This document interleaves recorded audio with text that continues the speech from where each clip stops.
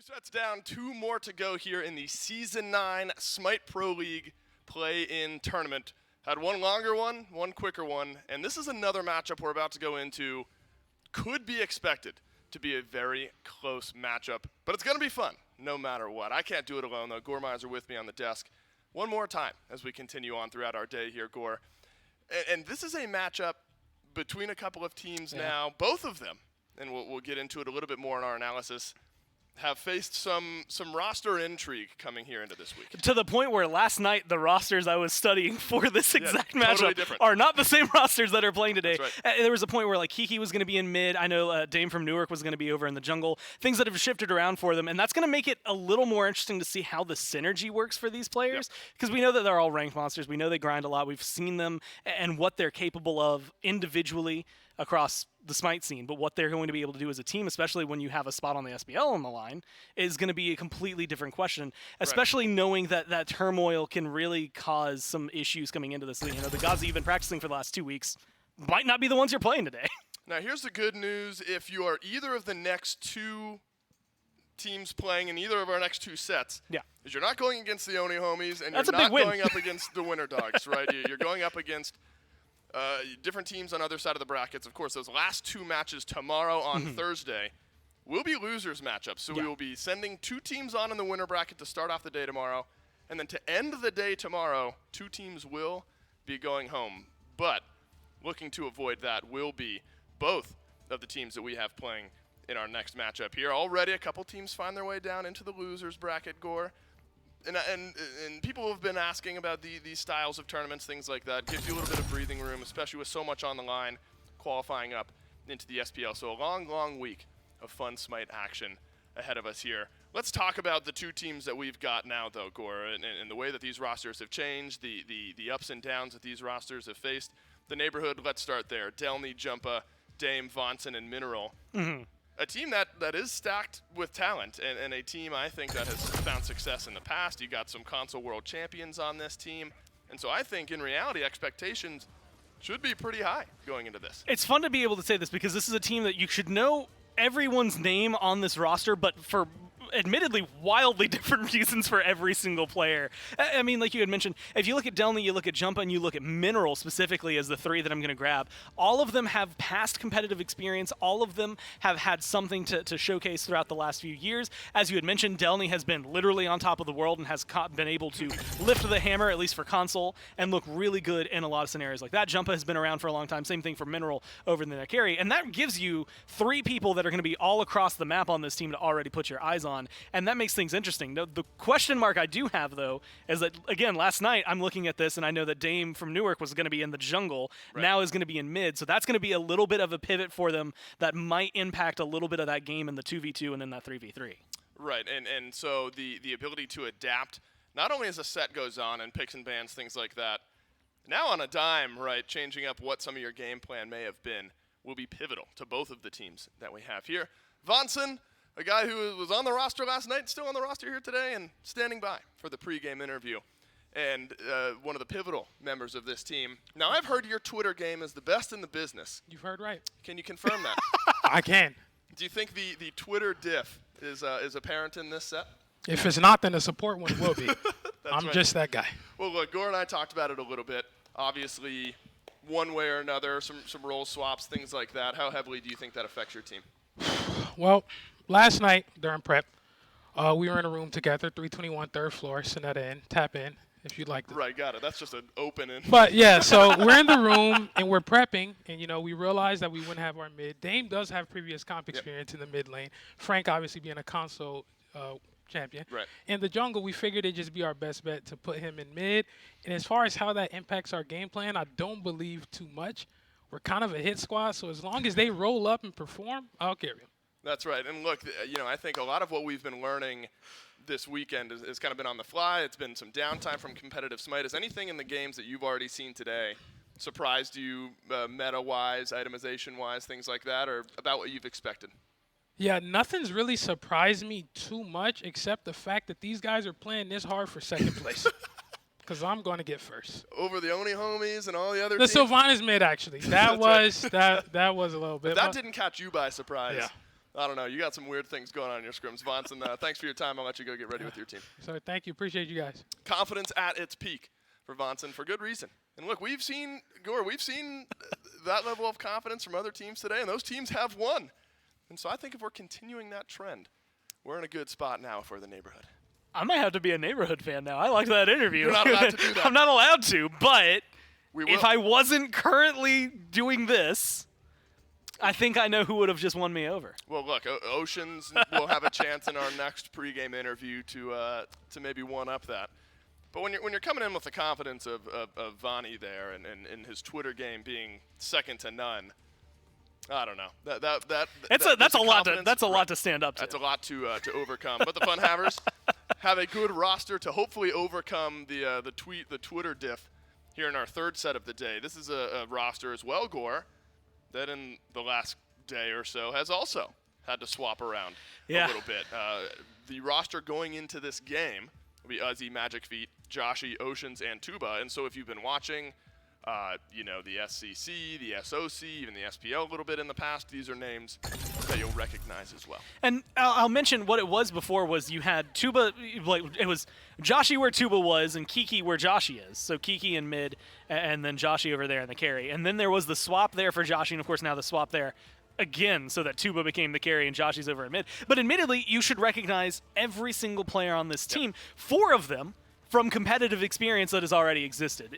Tuba, Oceans, Joshy, and Uzi have been around the scene for a long time. Maybe the biggest surprise of this tournament is the fact that Uzi and Leon are not on the same team with each other, just because they have been like a pair for the longest time. But those are a lot of players that you have to keep your eyes on because of what they're going to be able to provide. Magic Feet is the one that I want to keep my eyes on throughout this game, just because of what they might be able to provide out of the jungle. I think this is going to be a fun team to watch, and not just because their name is FUNHAVERS. I think that they, with their competitive experience, should be able to give us a pretty decent show and a really good showing of what this can really be and coalesce into. If this is a team that, let's say, doesn't make it into the SPL, maybe they do.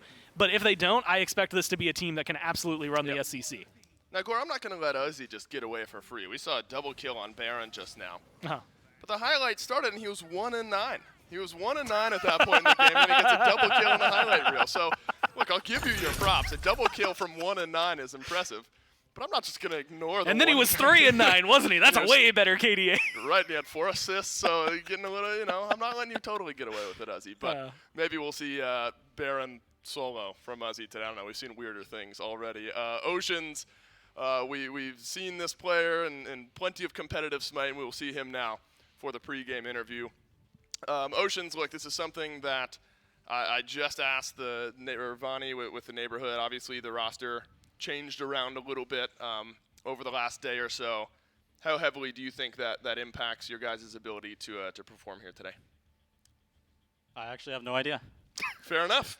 Fair enough. You don't have to have any idea. Obviously, there's some synergy that'll have to get worked out, but yeah, absolutely. Maybe the confidence is there that you guys can learn on the fly. Yeah, for sure. I mean, we're the FUNHAVERS, right? Is that really what matters? We're having fun. We're going to have fun. That's right. And if we're not having fun, they're having fun. That's right. And somebody's having fun. Somebody's having fun. One way or another in this set. I asked Vonnie in our interview a second ago, maybe outside of Sylvanas mid, has anything about the meta, the games you've seen so far today, taken you by surprise? Anything stood out to you? Not really. Everything's kind of as predicted, right. I suppose. Do you think that we're in a meta now where nothing is fully stabilized and everyone kind of has their own game plan going into these games, or do you feel like in each role there is a pretty set lineup of picks that hold the priority?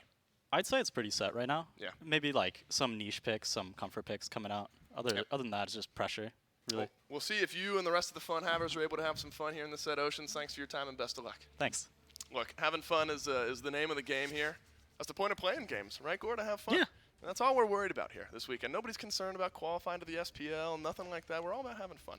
I'm not worried about qualifying to the SPL, are you? No, I'm not. If I had to qualify to the SPL, I'd be looking for other work currently. If that was my position right now, I know where I'd be. In a double elim tournament, I would have somehow been elimmed before the tournament even started. Yep. A loophole would have found its way, and I wouldn't even be allowed to arrive. Luckily, we're right here. Luckily, we are right here, and we get to talk about the people who are having fun. We have fun no matter what. And so I admire the straightforwardness of Ocean's answer there. Look, we had some changes to the roster. Who knows how heavily that's going to affect us? You know what I mean? You're kind of learning on the fly.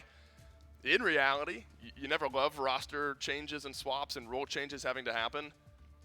But the fact that it's happened to both teams maybe puts us on level playing field. It makes it a very interesting concept to have, because going into this, again, when you look at this, I view this tournament as three things. Oh, one is a qualifier to the SPL, right? For two teams out there that are playing this week, you're going to be able to get salaried. You're going to play professionally for a living here. You're going to be on LAN for a lot of the year and playing with the best of the best in the business. Yep. For the next set, it's those teams that are playing upset. They're the teams that are coming in, and they're going to be the ones that, you know what, we might not be able to win this, but we're going to stop you from winning this too. And that's going to be an interesting position. And in tandem with that last one are the other players that have been around for a long time, that are really good at Smite, and just haven't had that breakthrough team, or they've had a team that was really good, but unfortunately were unable to make it to like a world championship or anything like that, things like that. And they get to show off this weekend. Yeah. So if you have a great set here, even if you don't make it to the SPL, you're going to be on someone's mind for the rest of the year. And Gore, there's a fourth thing that you missed. This weekend is an opportunity about having fun. To have fun. And that is the fourth thing that this tournament is about. Good mindset, though. Look, I mean, some things maybe just out of your control. We're going to show up. We're going to do our best. We're going to have some fun.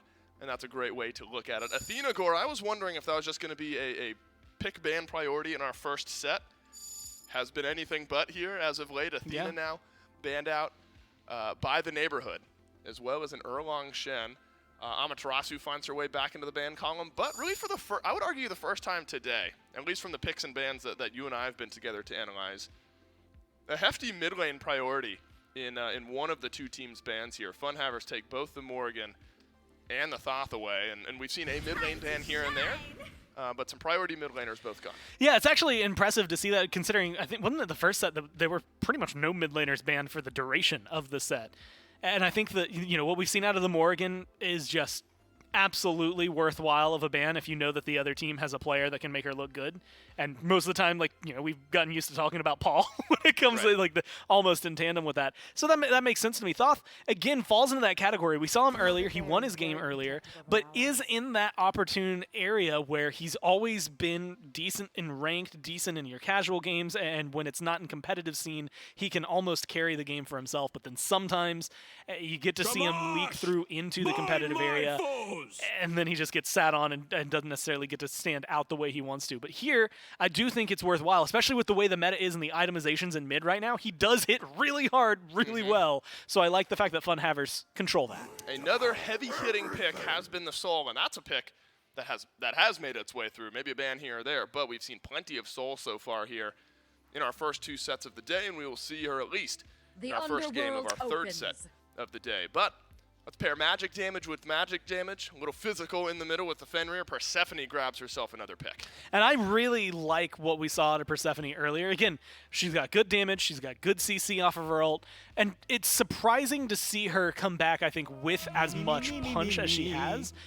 Only because I got so used to not seeing Persephone, whether it was because prior to that she was banned all the time, or after that, no one wanted to play her except for the 3 or 4 games maybe that we got to see out of her. I think this is a really good start for FUNHAVERS, though. You've got a really good core built up for your team, a lot of good damage, some good dive, and I think that's going to be an easy foundation to build off of. Gore, how about the Apollo pick? This is with a fancy new picture. The last time I saw Apollo, I played Apollo in the Casters versus the Pros game. And I got 4 kills or something like that in that game. Hey, you remember how many kills I got that game? How many? A big old goose egg. Yeah, but you were support. Yeah, I was doing my tank job. Were you Ganesh? Was I Ganesh? What did I play? Do you remember? I think it was Ymir. I want to say I was Ymir. No, they're saying Geb over next. Geb? Oh, I was Geb. That's right. But that was 2 weeks ago. How did my brain flood that already? No, I got plenty of kills on Apollo, but also died plenty. It cost me $200. What cost you well, $200? I say it cost me. I donated $200 for that game. Yeah. For the kills and the deaths. That's absolutely right. So Apollo was the last. You think I'd remember I played Apollo the last time. Maybe we had him on broadcast. The last competitive game. And now you rewind the clock a couple of years. Apollo was at the forefront of the meta. Yep. That big AoE global rotational meta with the Ratatosker, things like that. haven't seen much Apollo since. No, he's really in this. He's always on the like teetering on the edge. It really depends on like where his kit is. Sometimes it's a small buff to like a Mez or something like that. His knockback on the moves for a while was like enough to make him the top pick ADC, and then sometimes it's itemization that really ends up paying into it, and he does a lot of auto attacks really quickly, really well. And so I'm thinking like you have certain upgrades, specifically like a glyph there for Jotuns, where maybe it can benefit for him. He can do a lot of damage in the right hands. Yep. And so I'm curious and excited to watch what he's able to do. There's also sometimes, and this is what I love about this level of play, Dave, sometimes somebody's just nuts at Apollo, really and it really doesn't matter any like theory crafting you have. He could be like eighth on the tier list, not necessarily looked at by anybody, and then you just get that one guy who makes him look like the best of the best. So I think similar things go like the SPL level could be said about Merlin, who we're now going to see for the neighborhood as well. And I think of like Shinto and Merlin. Anytime it's Shinto playing that pick, an immediate spike up in the tier list. Everyone else in the SPL, I'm sure, just fine at playing Merlin. Probably an understatement, but Merlin, another pick we don't often see, but in the right hands can absolutely shred down some damage. Gore, in our earlier sets, though, as we pivot back towards the Funhavers, Kleena was banned consistently. Nothing but Kleena bans across the board. In our last couple of sets, though, seen a little bit more. And honestly, she showcased what she can do. Early on in that set we were casting, didn't necessarily stand out the way that I think you would have expected. But as time went on, you got to really see the damage Kleena brings to the table, as well as the potential she could have. I think you can get a little more hands-on. This roster you're up against, maybe against the Merlin, maybe against the Apollo. Everybody's got pretty decent disengage on the side of the neighborhood, so it's going to be a little more difficult, I think, even at that beginning level, especially with Gilgamesh on the other side, to get as hands-on as you would really like. But as long as you can make it to the late game, that's really what you want. You've got Kleena, Persephone, Soul. Like, you're happy with that. Fenrir and Odin should be able to carry you to that point, and then they should be able to kind of pass the torch over and shift that onus onto the carries and all the damage dealers that Funhavers have picked up. Gore, we have got some serious AoE here in this game. I mean, I look at the neighborhood team. Of course, Apollo does Hunter things, but with his ultimate, a little bit of AoE. Merlin, maybe one of the best in the game at controlling spaces. Now you've got a Guan Yu, not only with the heal, but with his ultimate as well. Gilgamesh, of course, Winds of Shamash, plenty of AoE on the Funhavers as well. And so it feels like already, just with the two teams that we have drafted here, space control and positioning are important in any game. But this style of composition from the neighborhood may be doubly so. And honestly, it's the double healing that I think is going to end up being troublesome. But like you said, the amount of engage. Let's say, oh man, Gilgamesh, he just wasn't able to get his engage off. Well, that's cool. You still have Artio, Guan Yu. Oh man, Artio wasn't able to get her engage off. Oh cool, Guan Yu's going to ult in. Like, you can't control all three of them. You can only really isolate one, or you can try to knock around their cooldowns, maybe blinks, whatever they have, to make sure that they don't all have that capability at the same time. But you're not going to be able to do that so consistently across 25 minutes. It's going to be very difficult. And then you add in the AoE damage you had mentioned for the Merlin, plus the fact that between him and Apollo, they should have an easy time burning down any of the neutral objectives across the map, Gold Furies, Fire Giants, all that stuff. I expect this to be a team composition that throughout most of this game is going to be feeling very comfortable taking any engagement that comes their way. Well, the Funhavers, I think, have now brought an Odin back into the pick. Not I think. They have brought an Odin back into the pick. For sure. They've for sure done that.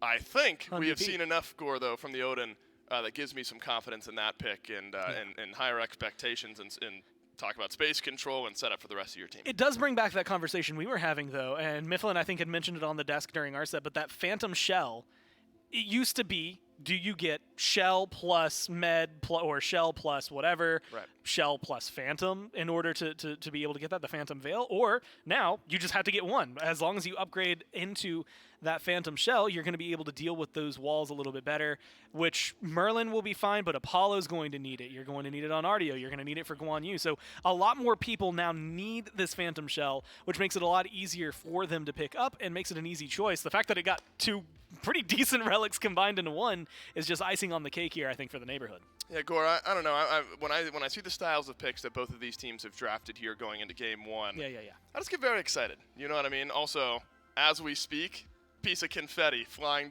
We're on confetti 1, count. 2, 3, 4, 5. We're on Leviathan's confetti count 2 so far here this year. I imagine it's going to be happening all year long. There's still one in front of us. There's one behind us. I can We're see sober. at least 20 up there. Yeah, there's a bunch that are on their way down. That here. one's going to fall.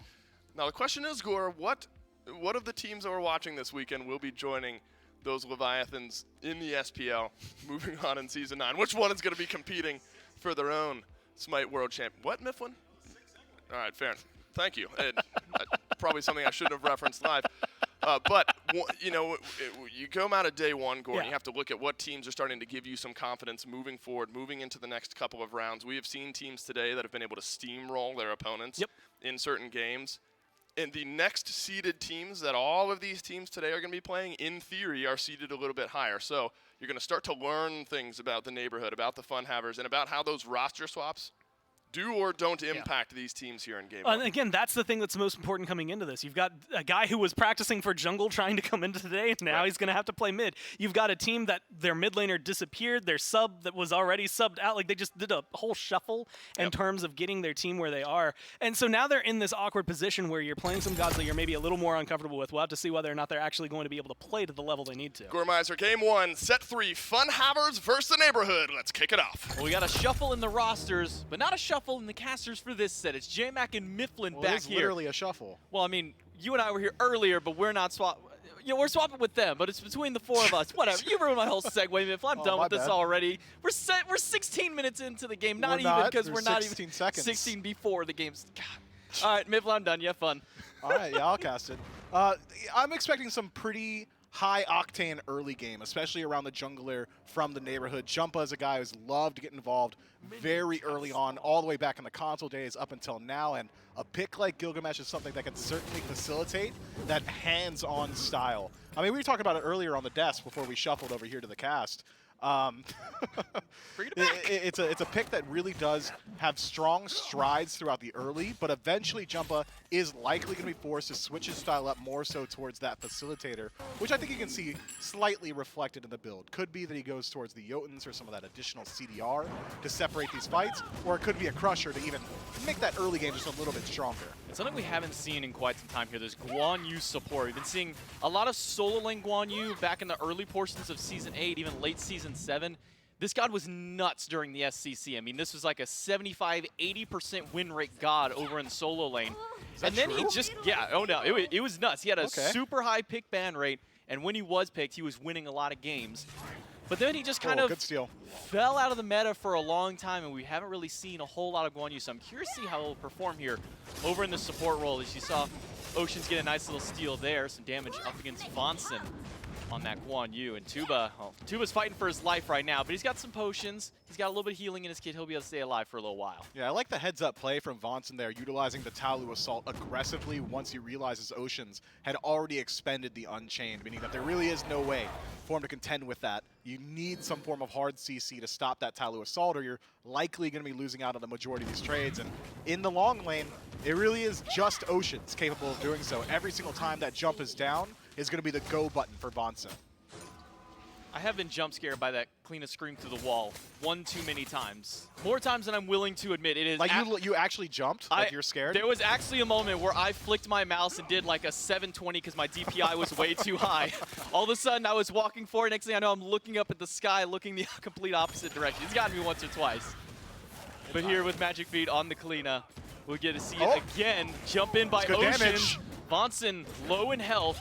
Doesn't have his heal up until just now, and a quick mez will stop the Brutalize. Now Oceans is the one in danger, and Mineral can turn it around for first blood for the neighborhood. Man, Oceans just sticks around way too long in that team fight. Could have utilized Brutalize to just walk away. Mans could have just left, but instead sticks it in aggressive, forces Tuba to take a fight inside an entire minion wave. By the way, Oceans decides that's he just likes being outnumbered. Well, they like fighting over here by this blue buff once again, but Big whiff. Ozzy will be able to pick that one up. Magic Feet is low, though, being surrounded by these frontliners. A jump in by Tuba. They need a little bit more, but the tower is hitting Jumpa just a little bit harder. Ozzy wants to get this hit, but the stun hits Delny instead. He'll pop the shield and just walk at Jumpa, but he needs a little bit more. He needs the leap, but it's off the mark.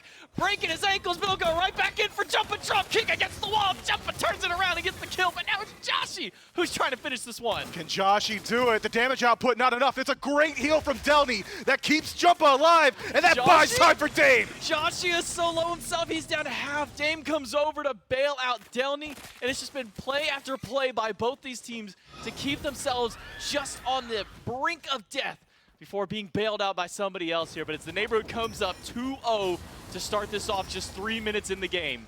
Man, what a massive turnaround. I mean, Jumpa takes a tower shot, drops low enough to bait in the rest of the FUNHAVERS, and that's exactly what happens. They were baited as Jumpa drags their attention away, creates space, and Delny does so much damage throughout that entire team fight. Joshi actually forced to rotate a little bit earlier than Dame to get involved, so misses out on some of that wave. Gonna give that mid laner, the Merlin, for the neighborhood, a slight XP advantage over there as well.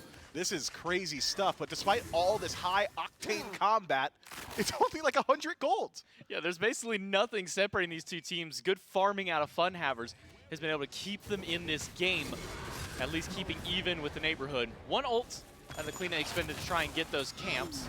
And that's just one of the 2 charges that she has. We haven't really gotten to talk a whole lot about Clean. We talked a little bit on her release during the qualifier stage when we saw her. And then she was gone for a while, now getting to see her back here again today. And one of the things that you really stressed about during our death segment of the previous set was just how good she is at really threatening these objectives. She is, but the rest of the composition built around FUNHAVERS is not necessarily the best for objectives. Sure, you've got decent objective burn from Tuba on Soul. Ocean's going to do a little bit more than other supports, but the same can be said of the neighborhood. They've got a whole lot of objective burn between Talu Assault and Dame's entire kit and even Jumpa's auto attack style. It's a toss-up. We're back to the blue buff once again. The thing that started it all last time is now a 4 versus 3 in favor of FUNHAVERS. Jumpa has to jump away. Delny and Vonson both get locked inside the cage, and Jumpa gets dragged right back into the depths of it, but they haven't fallen yet. The winds will separate everybody. Only Delny goes down out of the 3 of them, and it looks like Jumpa and Vonson will be able to make it out. Ocean's dragged Jumpa kicking and screaming through the valley of the shadow of death, and my man just walks through. He just left. Yeah, nobody, the neighborhood ignored this man. What? He just, okay, yeah, I mean, do your thing, bro. I mean, that's awesome. Good for you. Somehow Jumpa able to make it out of there, despite, like you said, I mean, Oceans literally jumps over the wall right after Jumpa and says, no, this cage is meant for all of you. He put him in the cage. He dragged him back in and said, it's kennel time, but it didn't matter because he's able to walk himself out. And these fights around the blue buff, man, it is constant back and forth. And this time it's Delny who comes up with a blue buff of his own. He'll be able to secure that one. Yeah, he got that with like a 40 damage tick. I'm pretty sure it was an auto attack from Delny that secures him that blue buff. Unfortunate for Uzi, just slightly off the mark with the bird bomb, but yet again, worth noting, it's constant fighting, but for what? There's no separation between these two squads. I think it's gonna have to come down to either a Gold Fury shortly to find the first bit of separation between these teams, or maybe we're gonna stalemate for the next couple of minutes while we wait for that Pyromancer to spawn up. It's for a power move, that's all it is. The blue buff is the ultimate seal of power. Oh my god! But Magic Feet, able to juke the drop kick going right around it, and then a snipe from downtown out of Joshi locks Jumpa in place to pick up the kill. I think actually the screen from Kleena is knockback immune, so he just straight up face tanks it.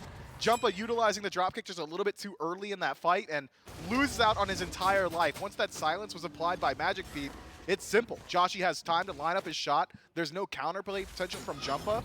I think the only route out for the Gilgamesh there is to leap before the silence comes through, and unfortunately for Jumpa, man's missed the bus. And that scream does a lot of damage, especially if you're maxing out in the early game.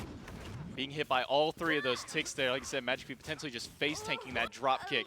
Keeping himself alive, setting up Joshi, and putting FUNHAVERS right back on the board for kills, and, well, still keeping the gold even. I mean, that's the thing, is all of this fighting, that first blood that the neighborhood got worn down to basically nothing, and then it's just this back-and-forth action for essentially nothing but blue buffs at this point, and that last little one was a fight around the Scorpion that spawned in. None of these teams have been able to push an advantage just yet. That's how I know you're not a soul laner. You said nothing but blue buffs, but like for soul laners, blue buffs are everything. That's like the speed buff for the jungler. No, the speed buff should be important for everybody, just like Magic Feet's life under threat here from Jumpa does force out the Winds of Shamash, which could open the door for Uzi to find a re-engage. Back to the blue buff once again. It seems to be the place to be no matter what. But this time we will not see a massive rotation all the way to the blue buff, at least this time. We did see 4 members of FUNHAVERS within that right side jungle, kind of sneaking their way up there. But it goes down, so Neighborhood, specifically Delny, will be able to hold on to his blue. Meanwhile, the Neighborhood taking a look at Joshi here as he tries to rotate over towards his red, but Oceans, he wants a little bit more, will get the horse out of Vonson, and they're trying to wait out each other's ultimates, but they're going to fade away at just about the exact same time. Speaking of these supports with the ultimate trade, there's also a bit of a disparity in their builds. It's a Rune Forge early on for Vonson, going to be able to leverage some of that damage very heavily. Cavalry Charge is going to be incredibly strong for him, whereas Oceans on the other end has gone for a more so standard support build. Sovereignty in that first slot, going to keep him alive in these fights, but that defense does get shredded fairly by Vonson and his Tattoo Assault. You're going to need some of that HP 5 to try and match even a fraction of the healing that the Neighborhood is going to put out. Ocean secures the red buff, keeping that one from being stolen by Vonson. Vonson will dash himself back out. Magic Feet walks himself through the wall, but doesn't have much follow-up beyond throwing a little bit of damage his way.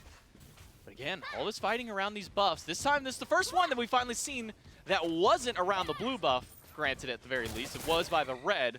Joshi does get a hold onto it. Enhanced red buff, very important to have this early stage for the mages. It is, especially considering that Dame still is nursing about a half-level lead. He was sitting at 10 comfortably when Joshi ticked over.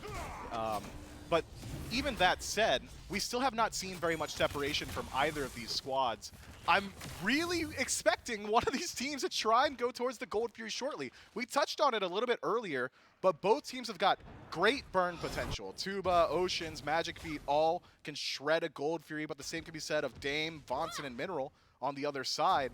But neither team has got the confidence to look towards the objective proper. The largest separation in the game, 9.5 minutes in, still sub 1,000 gold. How often do we get to see a Hunter Sentry Ward battle sub 10 minutes in the game? I don't think I've ever been able to see or witness something like that. But Tuba does end up getting to hold on to his Sentry, and that'll allow Oceans to kind of stick around this way. But he's just soaking up some farm, because he does need to go back to base soon. Looks like he is building his way towards a Gauntlet of Thebes for his next item. But yeah, I think talking kind of about that Rune Forge there, but more importantly, is going to be this Pyromancer started up by the Neighborhood and finished. Nobody on FUNHAVERS going to answer that call. First objective of the game goes to the red team. And now the objectives are desynced, so either squad can dedicate their full attention to the opposite side of the map without having to concern themselves with a return play from the other side. Again, the Neighborhood doing a great job of kind of utilizing some of that pressure on the right-hand side of the map. There isn't a whole lot of steal potential from Uzi himself, so play for the Pyro. It's a lot safer of the two, but all that does is net us right back to neutral 10 minutes into this game.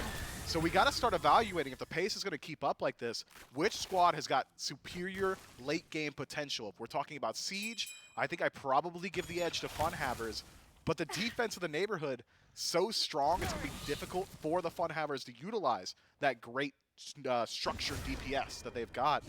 It's hard to say. I think it's going to come down to these two junglers and which one's going to be able to find more value with their respective builds. Seems like Jumpa going to dedicate himself a little bit more so towards that damage style short bow pickup from his quest, immediately to a Berserker Shield finish, means his auto attacks are going to be swinging. Whereas Magic Feet on the other side, that standard ability damage from an assassin going to help out a lot around these structures, but if you're not connecting that ultimate consistently, might just get outscaled from the engage that Jumpa's bringing. Curious if that Jotun's Wrath out of Magic Feet is going to turn into that Jotun's Vigor that we saw the previous one, just because of the extra life that you can get kind of synergizes a little bit with Kleina's passive, or if it will be that ferocity, kind of that sundering effect that you so much like to emphasize there. But I think one of the more curious items I've seen picked up here is over on Tuba. Celestial Legion Helm as a first item sold. Yeah, my man said, I'm laning against double physical and I don't want to deal with it. Vonson would love to just walk out of this situation and not have to deal with it, and it seems like that's the case. He just walked out. He just decided, I don't want to be here anymore, and so it shall be. A lot of abilities and spells thrown through there in the mid lane, but not a whole lot of damage thrown back. A lot of healing from Vonson to keep him back in. And he'll go right back to the fighting. Now with Mineral here, a fight up against Ocean. Takes about half the health on the support. Massive but ults. Ocean sleeps back in, and a big ult from Joshi locks them all in for Tuba to take one down, but Jumpa returns the favor, burning down Oceans, and Dame is all alone up against Magic Feet, who will just yell at him inside the jungle, taking him down and bringing it to a 4-3 lead for Havers. Man, Joshi connects a 4-man ultimate in the jungle. That is so hard for the Neighborhood to contend with. And Uh-oh, really, Joshi. it's Jumpa only on that fight who's able to separate the engagement as Mineral goes for a red buff invade. Looks like he was successful in taking it away, but at what cost? Well, I was thinking, oh no, Joshi, because maybe, maybe Mineral was just going to dive him at this red buff, but no, instead it's uh-oh for Mineral as he gets dove by Magic Feet after a very greedy invade. So he gets the buff. That's one positive, but then you die, and there's kind of the big negative there, and I think that negative may outweigh the positive here. Yeah, especially considering that Joshi already had a red buff on his belt. Pretty sure he was able to take the other sides a little bit earlier on in the fight.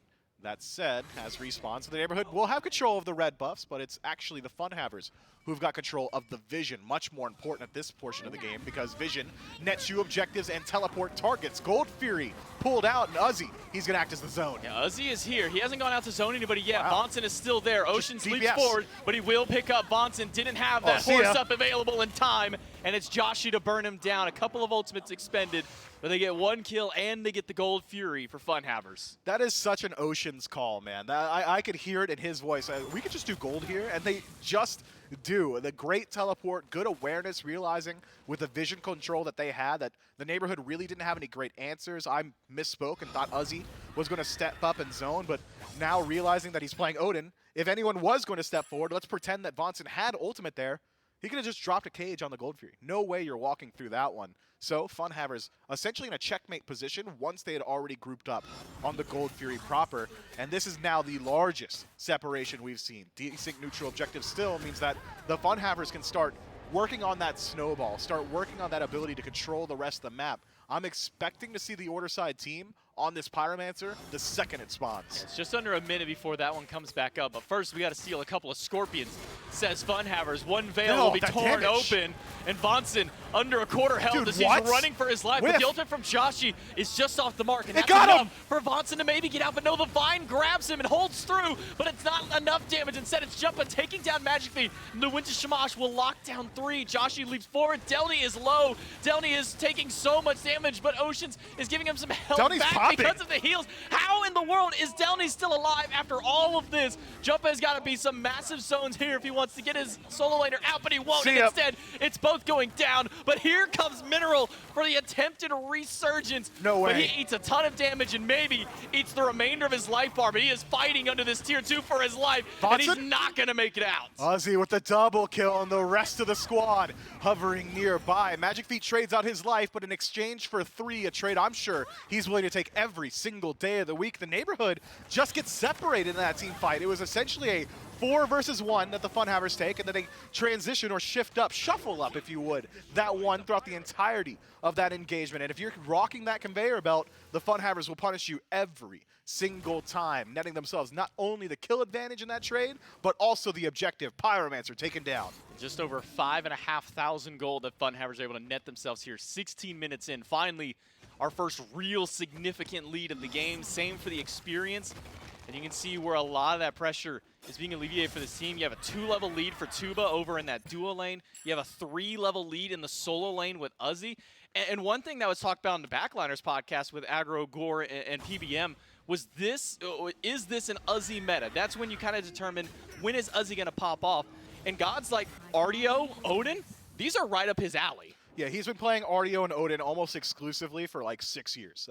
When we talk about an Uzi meta, it's not this deep, shrouded in mystery, like esoteric text that they're referring to. Aggro is saying that Artio and Odin are good right now, and therefore so is Uzi, and it seems to be ringing true as of now as well. 2, 1, and 3 for the solo laner on the FUNHAVERS. Uzi did it. He got the Relic Dagger, so that means you get 40 seconds off that cooldown of his teleport, off both of his relics technically, but specifically 40 seconds off an already very short cooldown. He is going to be teleporting everywhere that he can. Oh, no. Like right here on top of Vonson. Cage is there, but it gets broken immediately, and a cavalry charge is just in time to get him away from the jaws of Oceans.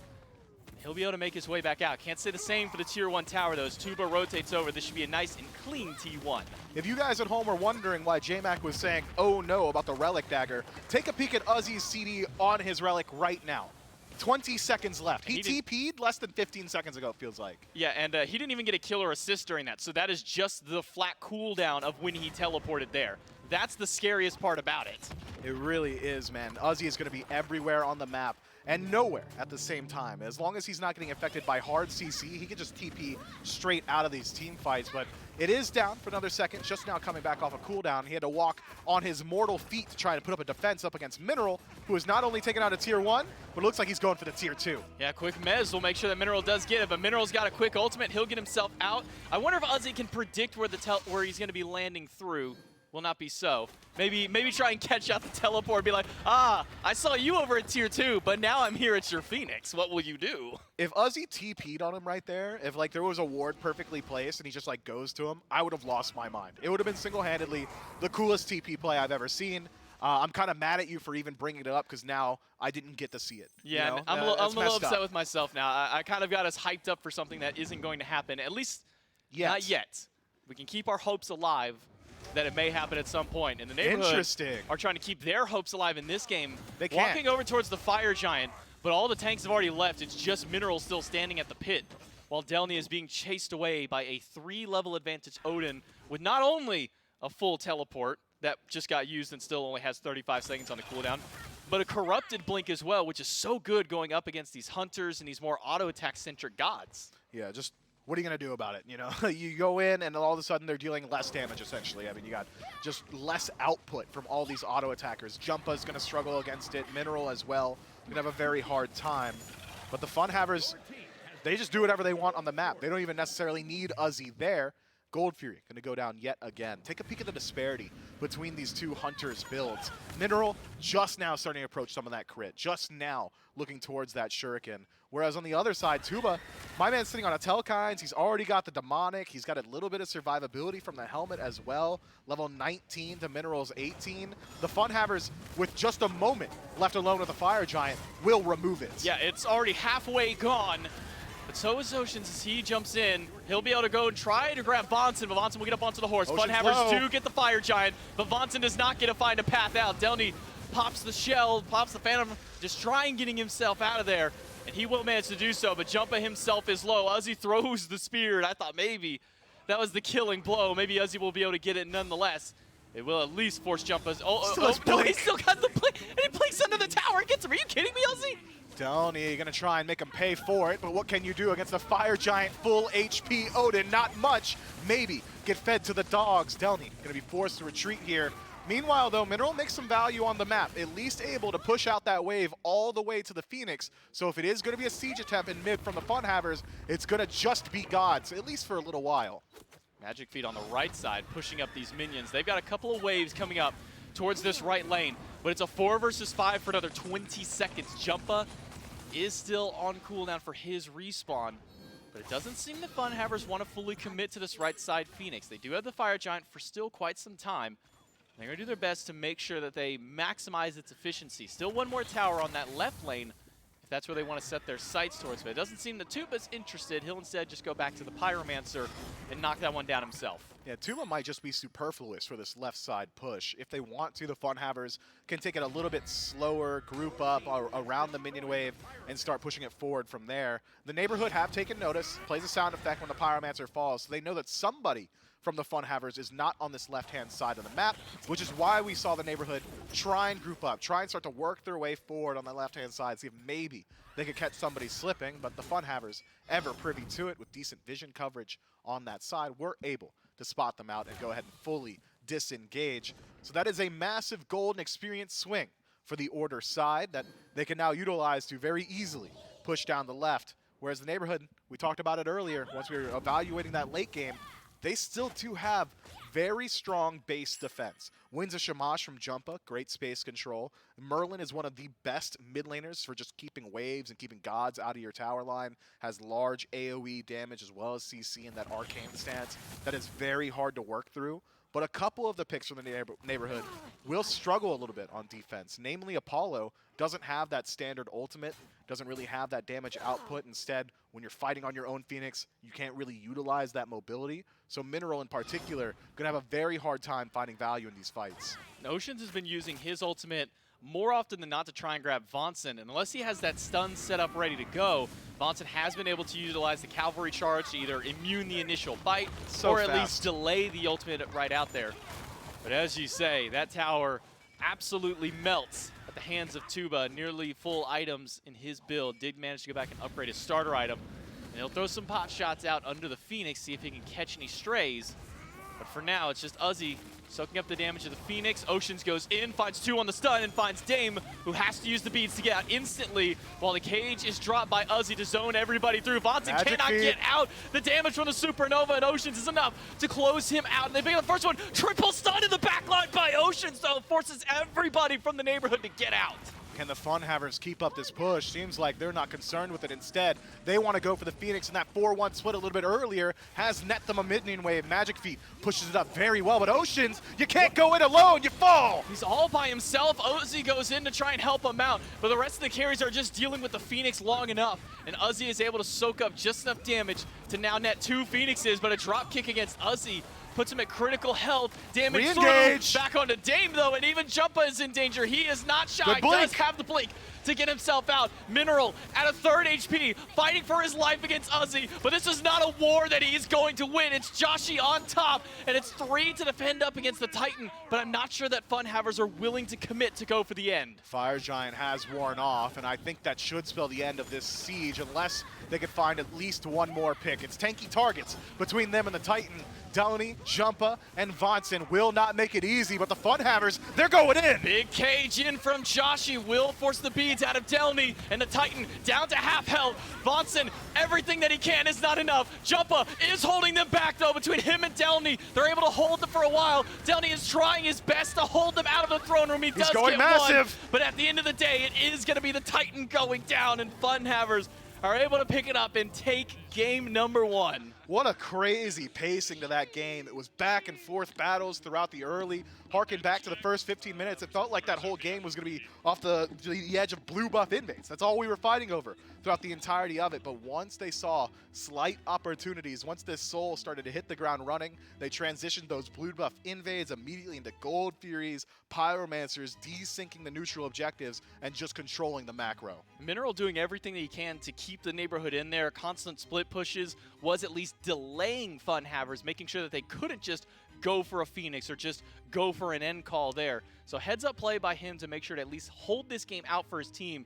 But at the end, the damage output, I mean, you saw how fast any of these structures and, well, I guess any of these gods were just melting. Yeah, I mean, this is the damage output of a late game Soul who was allowed to free farm for the majority of that match. It really was just a 1v1 between the Soul and Mineral on the Apollo. Throughout the entirety of the early, we didn't see too many rotations from junglers over to that side of the map, and eventually one team's going to outscale, and I'm pretty sure we all know Soul hits pretty hard. Yeah, Soul hits very hard, and so do the FUNHAVERS here. They strike first in game number 1 of the set. Can the neighborhood bring it back in game 2? Let's take a break, and we'll find out after.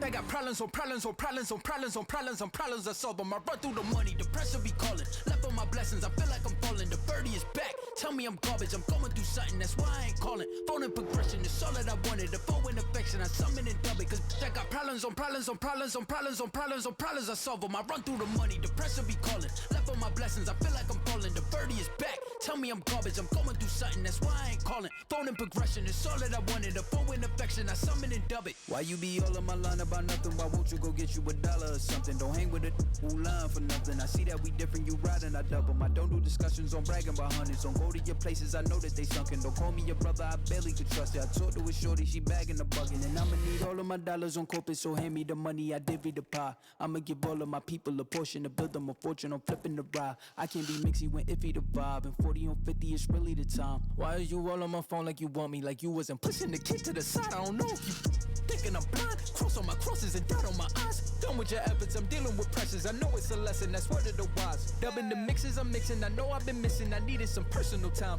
All the pictures, dimensions, I don't with your digits. I mean it, I'm staying inside. Cause they got problems on problems on problems on problems on problems on problems I solve them. I run through the money, the pressure be calling. Left on my blessings, I feel like I'm falling. The birdie is back, tell me I'm garbage. I'm going through something, that's why I ain't calling. Phone and progression, it's all that I wanted. The phone and affection, I summon and dub it. Cause I got problems problems on problems on problems on problems on problems on problems I solve them. I run through the money, the pressure be calling. Left on my blessings, I feel like I'm falling. The birdie is back, tell me I'm garbage. I'm going through something, that's why I ain't calling. Phone in progression, it's all that I wanted. A phone in affection, I summon and dub it.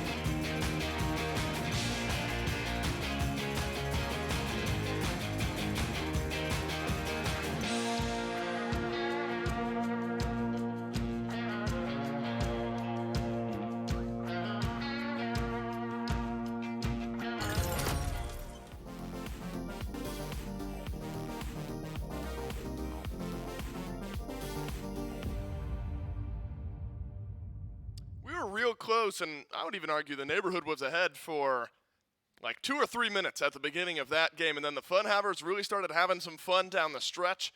Uzzy starts to go off out of the solo lane, and the FUNHAVERS were able to close out this game, and I would argue pretty convincing fashion here. The regroup and the team fight just felt too consistent for this FUNHAVERS team down the stretch of this game. Gore, would you say that you have a similar read on the way that things broke down here? This was the team that didn't sound confident, right? Like yeah, this was Ocean. Like, I guess, I don't know. I mean, I guess we'll see, right? I don't know. Who knows if we're going to be able to mesh well? Yeah, it turns out they can. Right. They are very, like, again, it's 4 very capable players that are known to me, and then one that was a little unknown that seems very capable after what I've already seen. Right. And so it was a little bit of a question mark, especially when you're going up against the neighborhood, because they have a lot of good names on that side as well. It did not seem to slow them down in the slightest. I mean, early on, like, again, this is something I'd mentioned to you. I was like, it was either 2-0 or 3-0, and you could see the neighborhood having a little bit of an impact early on. And then it just kind of stopped eventually, right? I mean, you get a couple of kills slowly but surely. You get Magic Feet having a very good game at 8.0 with that a brilliant KDA and a good showcase of what Kleena can do after we've seen her banned so much today. I mean, it's so much for this team that benefited. And we were in remember, Magic Feet is kind of this newcomer, right? Like, not much data on Magic Feet from past competitive Smite experience, but a player that has been, you know, the rumblings, right? Yeah. What you're hearing about Magic Feet. The only assumption you could make about this player is that their jukes must be nuts because they've got Magic Feet. Gore, I want to let you know that I appreciate you, but I wasn't quite done speaking. That is a wild inside joke. I appreciate you, though, Gore. Thanks, man. You're absolutely correct. Look, Magic Feet and the way the Kleena looked. And we saw, I think, a glimpse of why Kleena's starting to get banned down so heavily. I'm normally the one who shatters when I break. Yeah. And I'm glad that I got one, but then I broke anyway. This is the lose-lose for me. But I think Magic Feet puts on a great performance here on the Kleena at 5-1-6. And I think Uzi as well, and the cast talked about it for good reason. Uzi, the type of player who can, you know, take games over on picks like Odin, and does the meta suit Uzi? At least in game one at 4-1-8 on the Odin, I think yes. That was actually, it was really funny because it was a topic, I know J-Mac had brought it up, that we were talking about on Backliners last night, where it was just, Uzi was the kind of guy that you want to keep on your bench, and then whenever your solo laner is having to complain about like the Cthulhus, the Odins, etc. Of the world, you just swap Uzi in because he loves to play those gods, and he plays them really well, and so you get someone who's really, and so you just constantly have this swap of your solo laners as it goes forward. So this is ending up looking really good for FUNHAVERS. Anytime Uzi gets any of those gods that we've seen him be accomplished on, it changes the perspective that you can have. And I think this is potentially looking like a set where he could really step up. I think it wouldn't be surprising if Odin either gets banned in the top 3, maybe as one of the third ban, or if they manage to try and get him in the back 2 in those bottom 2 bans, just to make sure that they can control it, but not prioritize it so heavily that you let something else that's maybe a little worse through. And Gora, you know, I think you look at it really with this FUNHAVERS team. We mentioned roster swaps, that changes. Back to what I said. That's just residual giggles. You know, the changes were largely centered around the mid lane. The other spots on this team largely unchanged going into this, and so of course, when the center of your map changes up a little bit, that's where you wonder if synergy and things like that will ultimately change. But it looks like the mid lane swapping out was still a little enough change that the FUNHAVERS had success here in game number 1. So it is time to adapt our strategy if we're the neighborhood. There were some picks in there, Gore, that I don't know if you call surprising, but more of those picks, the Apollo, the Merlin, haven't seen a hefty priority in either of those two, but the types of picks where you're willing to give some credit, right, depending on the players. And there were moments early in that game where I think those picks had value, didn't quite hit the right stride moving down the stretch. And the old Athena ban, Gore, I think is maybe something we're going to start getting a little bit more used to, some global pressure taken off the table. Didn't Season 8 start with Athena bans all the time? Granted, she was a lot more in an awkward position to deal with then, because we were seeing her in solo, jungle, and support. And so it was a little more that you had to worry about here. I think this is a really good blast over towards the support role, just based on what we've seen. Erlong Shin, as well as that Persephone actually making her way up there, is maybe the most surprising. Erlong makes sense. Athena, from what we've seen, makes sense. Yep. Persephone, maybe actually based on what we've seen, makes sense. In the right hands, this god can do a lot. And even though she didn't see a lot of SPL play after all her changes last year, I think she still has that place in the meta, and with the way that, again, the items are right now and how she fit with what FUNHAVERS were having to play, I think this is a good call to just kind of strip that away from them and control a little bit more of the mid lane, especially with the FUNHAVERS also having 2 mid bans. And, you know, I think that's important because it's the same mid bans for the FUNHAVERS this game as well. The Thoth and the Morgan both banned out. So the Merlin pick for Dame, that was a question. How would that look? Remember, this is Dame having to pick a Merlin through a Thoth ban, through a Morgan ban. Remember, you know, the SPL level, SEC, whatever, there are always going to be target bans for certain players. Yeah. And so maybe the Thoth and the Morgan are just the picks for Dame out of the mid lane. Had to go to something like the Merlin. FUNHAVERS happy with the way that their strategy worked out in game number 1. And so Amaterasu Gore will end up being locked in first here for the neighborhood, followed up by a Soul and a Gilgamesh. So I would say those three have just been wildly popular so far here today. We have seen plenty of priority for all three of those picks. Materasu is the one that I think stands out in good form. Like Soul and Gilgamesh were pretty solid by the end of last year for Season 8, so it makes sense that they've been able to carry over pretty well here into Season 9. Soul looks pretty good, and Gilgamesh has been able to find a lot early on, and I think that FUNHAVERS here, whether this is a Soul mid or a Soul in the long lane, it really doesn't matter. You've got a jungler already online that's going to be able to get hands-on super fast. If it's with the Soul, then good for them. If it's with anything else, just as well good for them. It's going to work out pretty well in the duo, or sorry, in the mid lane, that mid 2v2. For the Amaterasu, we saw get bodied in lane, but then absolutely decimate when it came to the team fight, which admittedly is also everything I remember about Amaterasu from years past. Every now and then she has that golden ratio where she does decently in lane and then still is able to do well in team fights. But when you are able to put her into a team fight, especially alongside a Fenrir and an Oleron, all of a sudden I think that team fight becomes a lot more complicated for the other side. Oleron, a pick that largely, you feel like, centers around the usage of the Sanctified Field, right? I mean, Oleron can do hefty damage no matter what, but the ability to drop that Sanctified Field down and impact the rest of the team fight, largely where we see Oleron's priority. And then you start to wonder, all right, how do the FUNHAVERS draft around that? Because this is an Oleron who gets picked, a couple of picks in already for the FUNHAVERS. You get 3 more picks to kind of pick around that ultimate, and it is an ultimate that has to be picked around in some instances, whether it's CC immunity or the ability to escape it or counter it out in one way or another. And so Chiron comes to mind here, Gore, as a pick that might interact with the Sanctified Field, and it's a pick that we've seen already banned out today. Do you think Chiron has some value here for the FUNHAVERS? Chiron's always in that weird area of, do you want to play him? Like, are you good with him? And if the answer to that is yes, then you can usually make him work even when he's not meta, right? And we get to see that a lot with the bolts, like Venenu, just every now and then would play. Like, we had that wild Chiron meta Phase 2 last year, at the very beginning of Phase 2, where you had everyone, save for PandaCat, was running Chiron. PandaCat was playing Danza into the Chiron and beating it, things like that.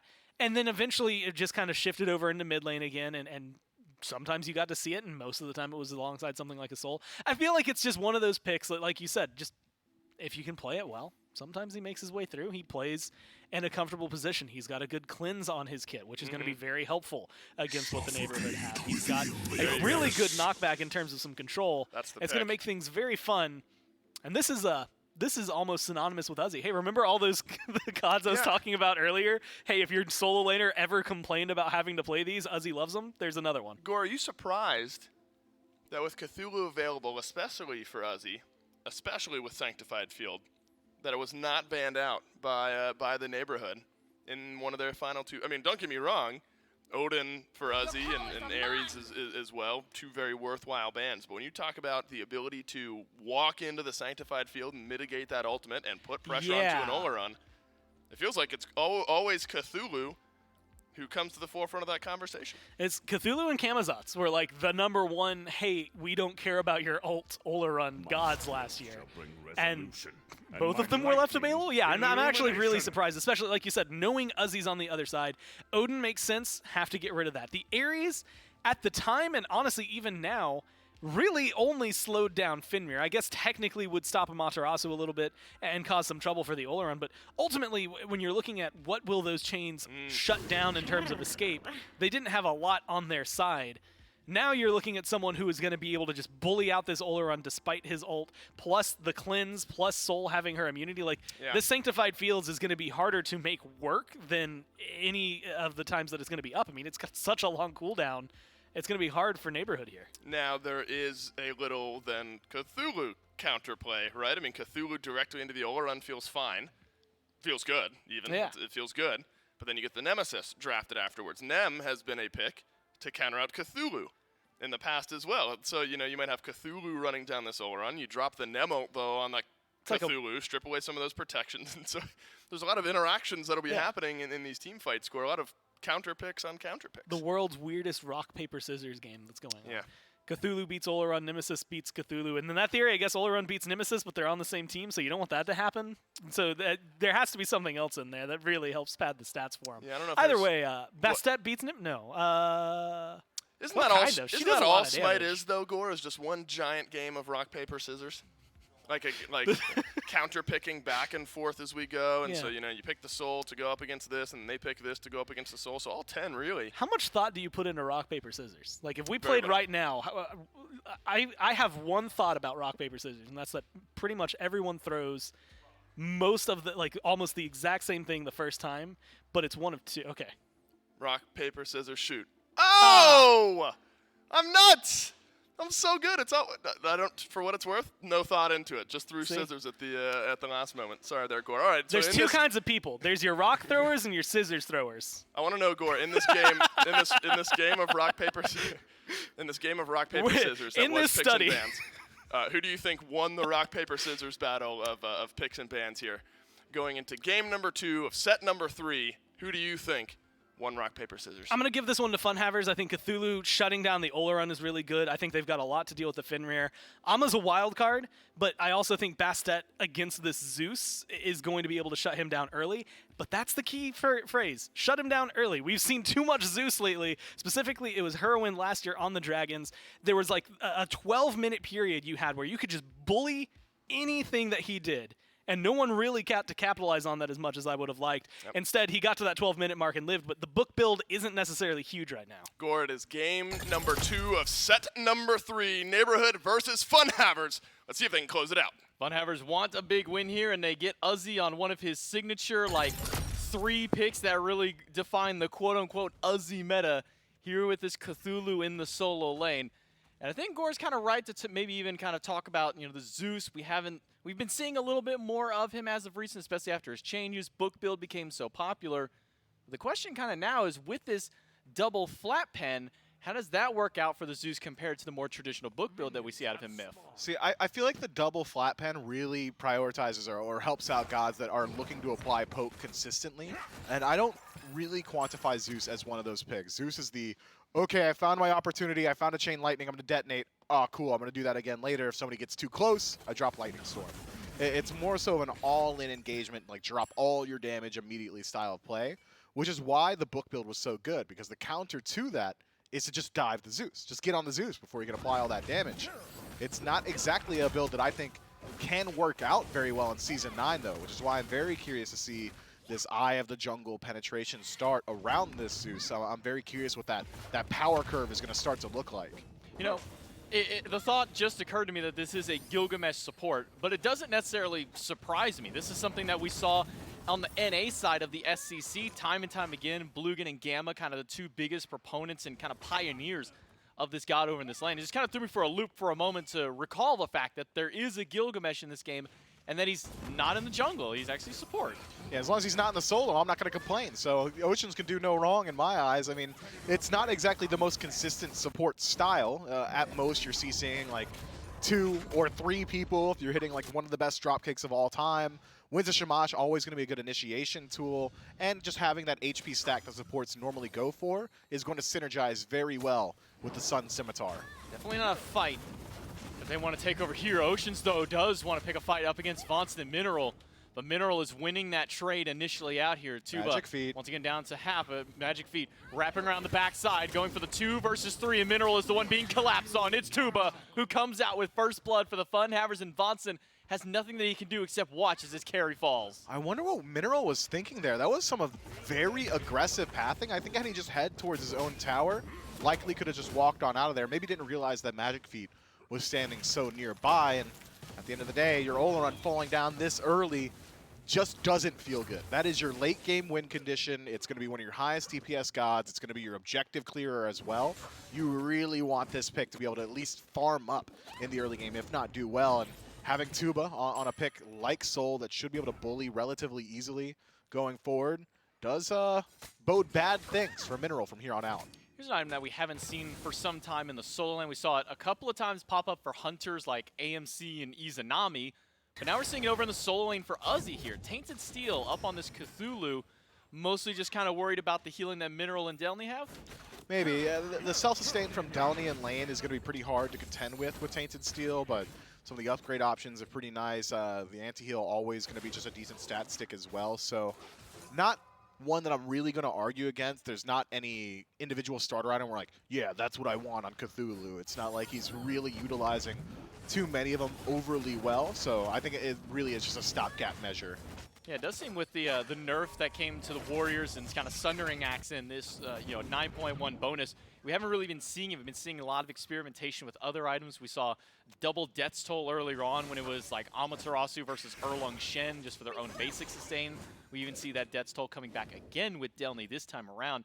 But we've been seeing a lot of flexibility in those solo lane starter options. Yeah, there's a lot of really good options. I think Bluestone having a resurgence as well is going to be very nice for some of these stance switchers, but in this game, it really is just going to be Delny getting a lot of value from Death's Toll, utilizing some of that sustain from the item as well as in the kit to try and force out Uzi. Whereas Uzi's entire game plan is, let me just survive the laning phase. I'm not really concerned about winning it.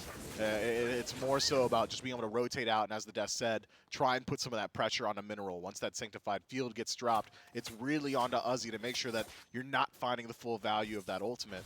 But that said, in that weird rock, paper, scissors analogy, Jump on this Nemesis is going to make it very difficult for Uzi to hold that W key in these team fights. So it's going to be a very interesting just kind of like game of back and forth, a tug of war of pressure, seeing which team can get the upper hand in these engagements. You can see just the level of threat that a Zeus Nemesis has. I mean, they walk over to mid camps, and Magic Feet and Joshi back away. They don't want anything to do with a potential early tussle that Zeus has.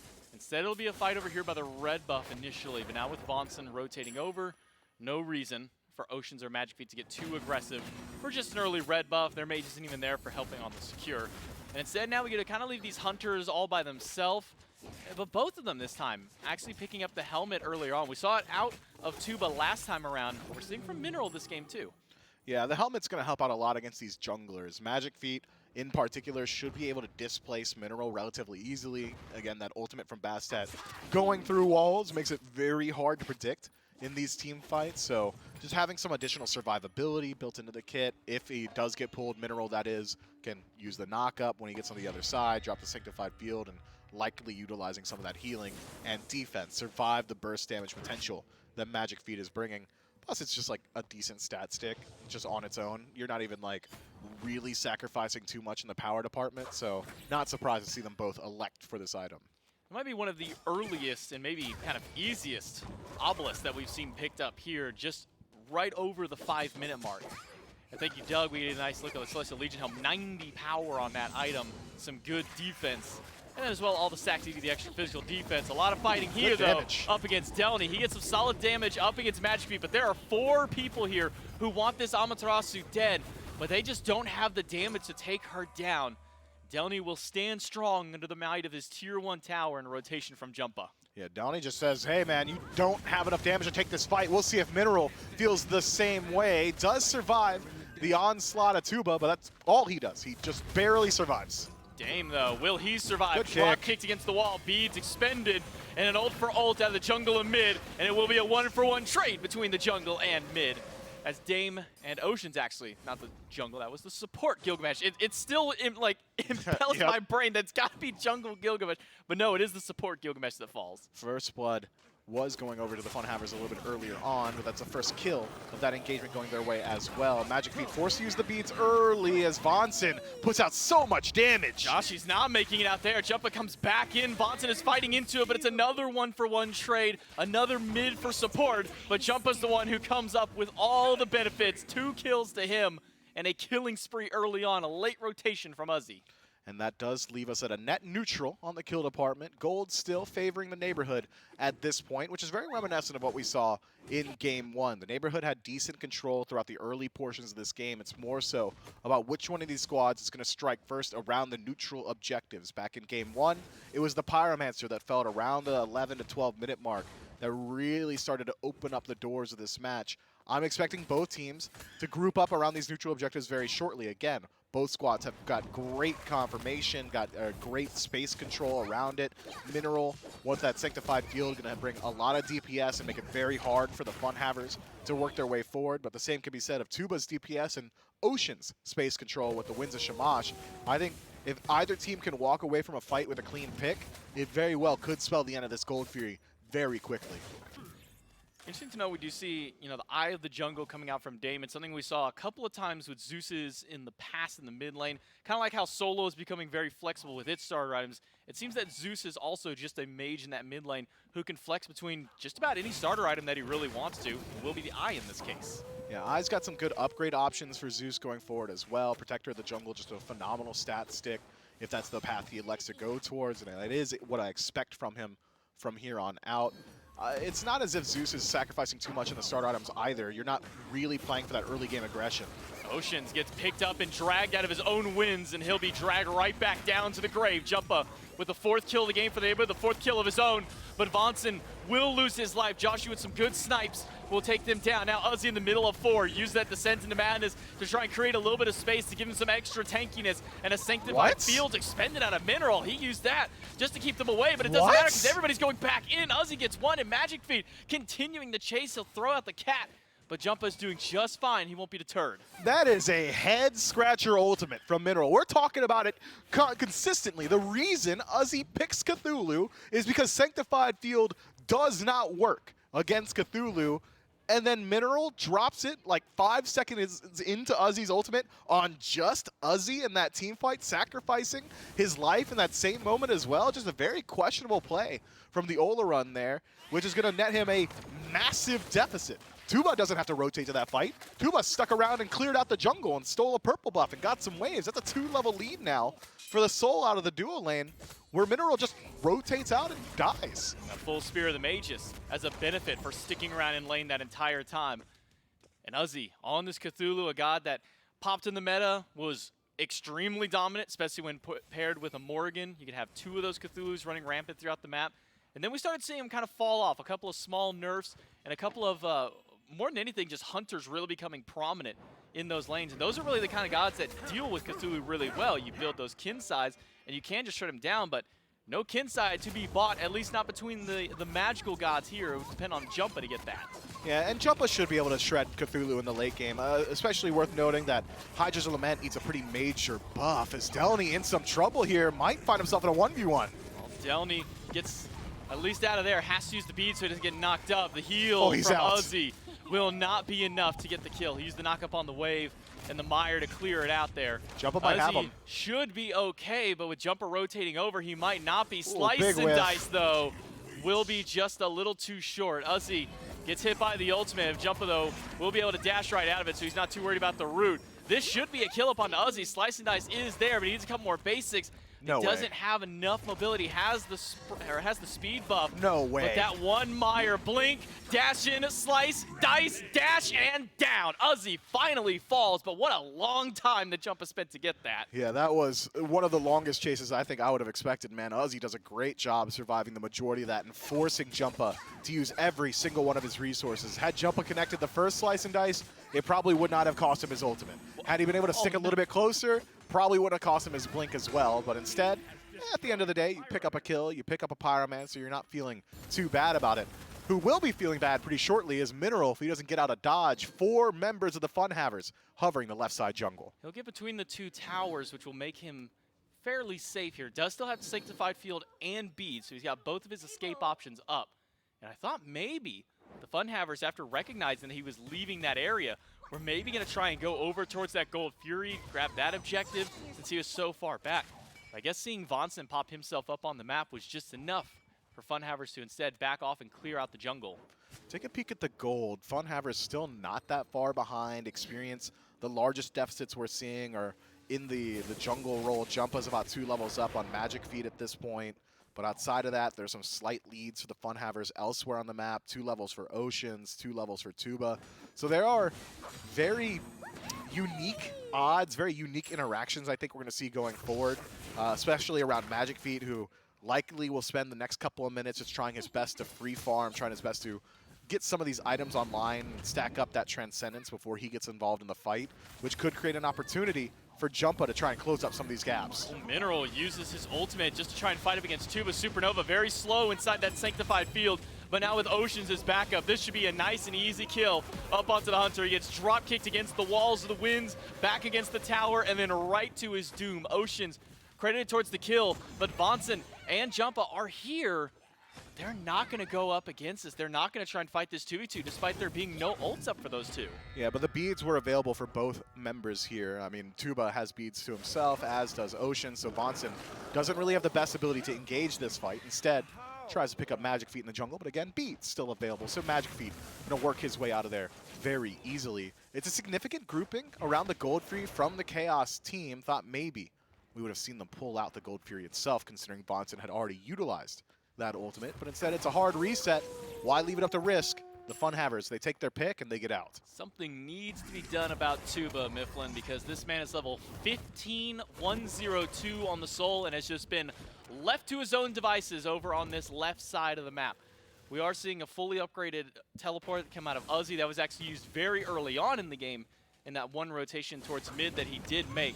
But instead now, not only are both of the solo laners starting to itemize towards this Frenzy, we even see Oceans picking up an extra one of his own. So 3 Frenzies on the map, and 2 big upgrades they can go towards. Yeah, correct me if I'm wrong, because these icons are still new to me. That is the Belt of Insatiable Hunger for Uzi. I feel like such a nerd saying Belt of Insatiable Hunger, but I believe, no, that's Greater Belt of Frenzy. The tier 3, it tricked me, man. They look similar. It's okay. We'll wait. All right, it's going to get upgraded eventually, and it will be Insatiable Hunger. I'm calling it now. It was a pre-call. Yeah, it's a pre-call. That's me making a prediction. Fans at home, get in the comments if I'm right.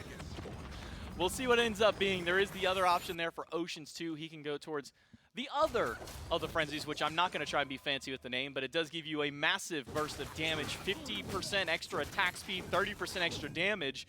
But the downside of it is that it decays very quickly over the course of 6 seconds. So it's a massive burst right away, but you only have that 6-second window to really get a ton of value out of that item. Well, if you're going to break down the other one, I guess I'm just going to talk about Insatiable Hunger now. Go for it. That is a Frenzy that resets its cooldown. Like, the duration of it is reset if you get an assist or a kill. It's wild. You could just have it for the entirety of a team fight. Insatiable Hunger goes crazy. Well, Vonson kind of going crazy here, at least grabbing Ocean, so it's a trade-out ult for ult of the supports.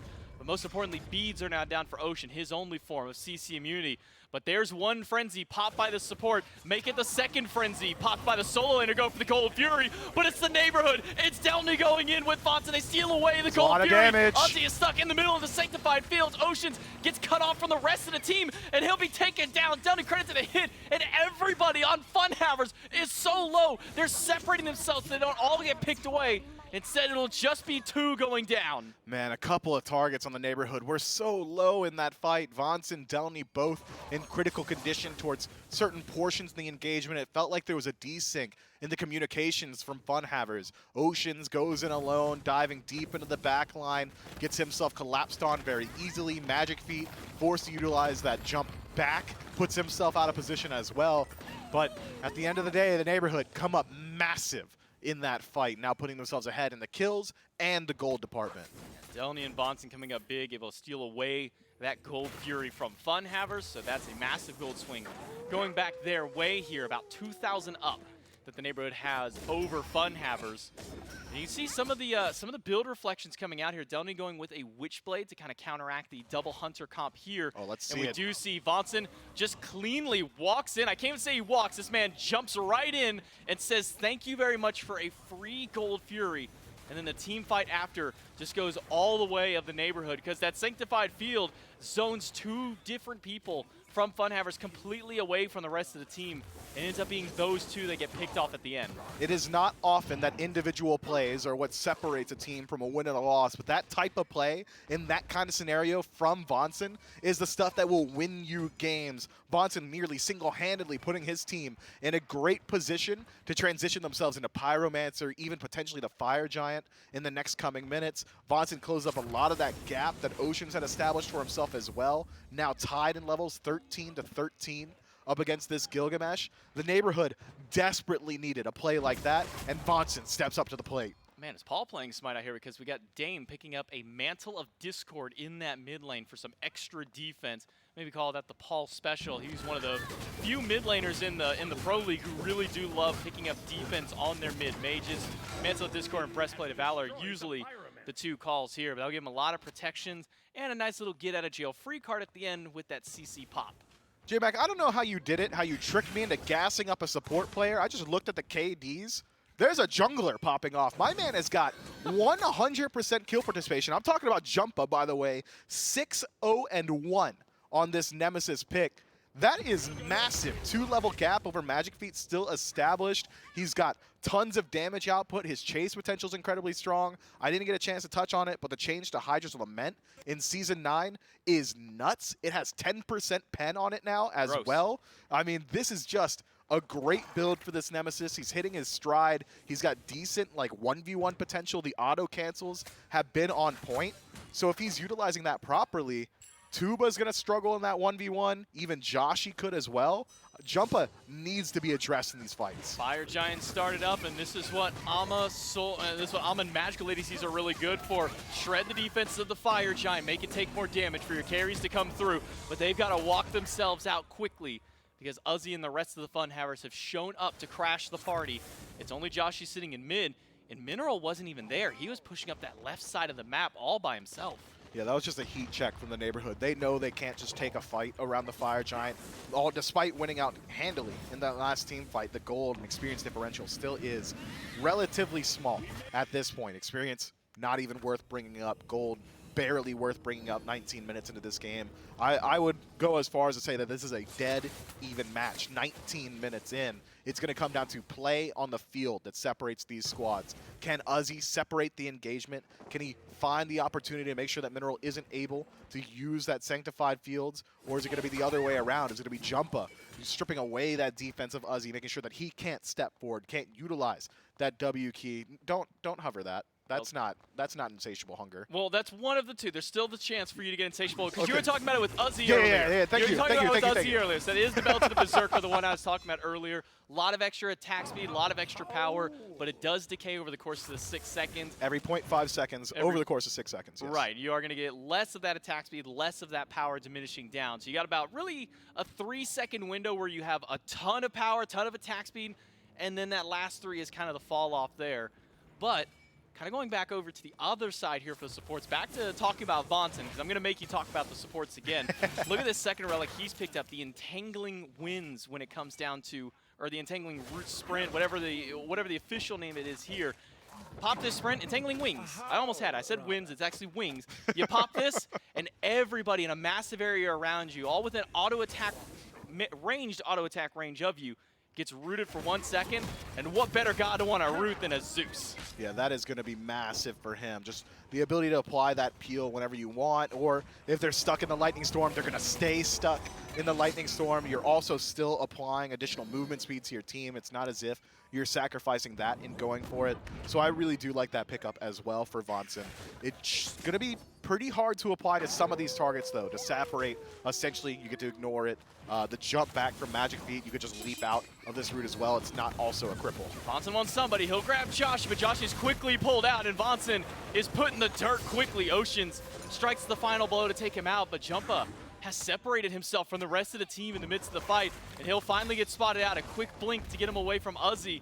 But it seems the rest of the FUNHAVERS don't care too much about him. They'll back up for a moment, but only to bait Dame and the rest of the team forward. Quick Beads gets him away from the drop kick in a Sanctified Field. Dropped in the middle of the fight. Tuba is eating a ton of damage, and Dame will help take down another one. Uzi is doing the best he can to try and kill these carries. He'll be able to grab one, but Uzi and Magic Feet are shredding through them, and now it's Jumpa diving in. Magic Feet will go down, unstoppable for Jumpa, and maybe just give him one more. Delny will chase through, he'll get rooted out, but Jumpa doesn't care. He's gonna walk right in, and with the help of Delny, they'll make it a 3-for-5 deicide for the neighborhood. Man, just such patient play from Jumpa there, waiting for his opportunity to make sure that Uzi isn't able to utilize that Descent into Madness to the fullest of its potential, works his way back into that fight and separates the engagement.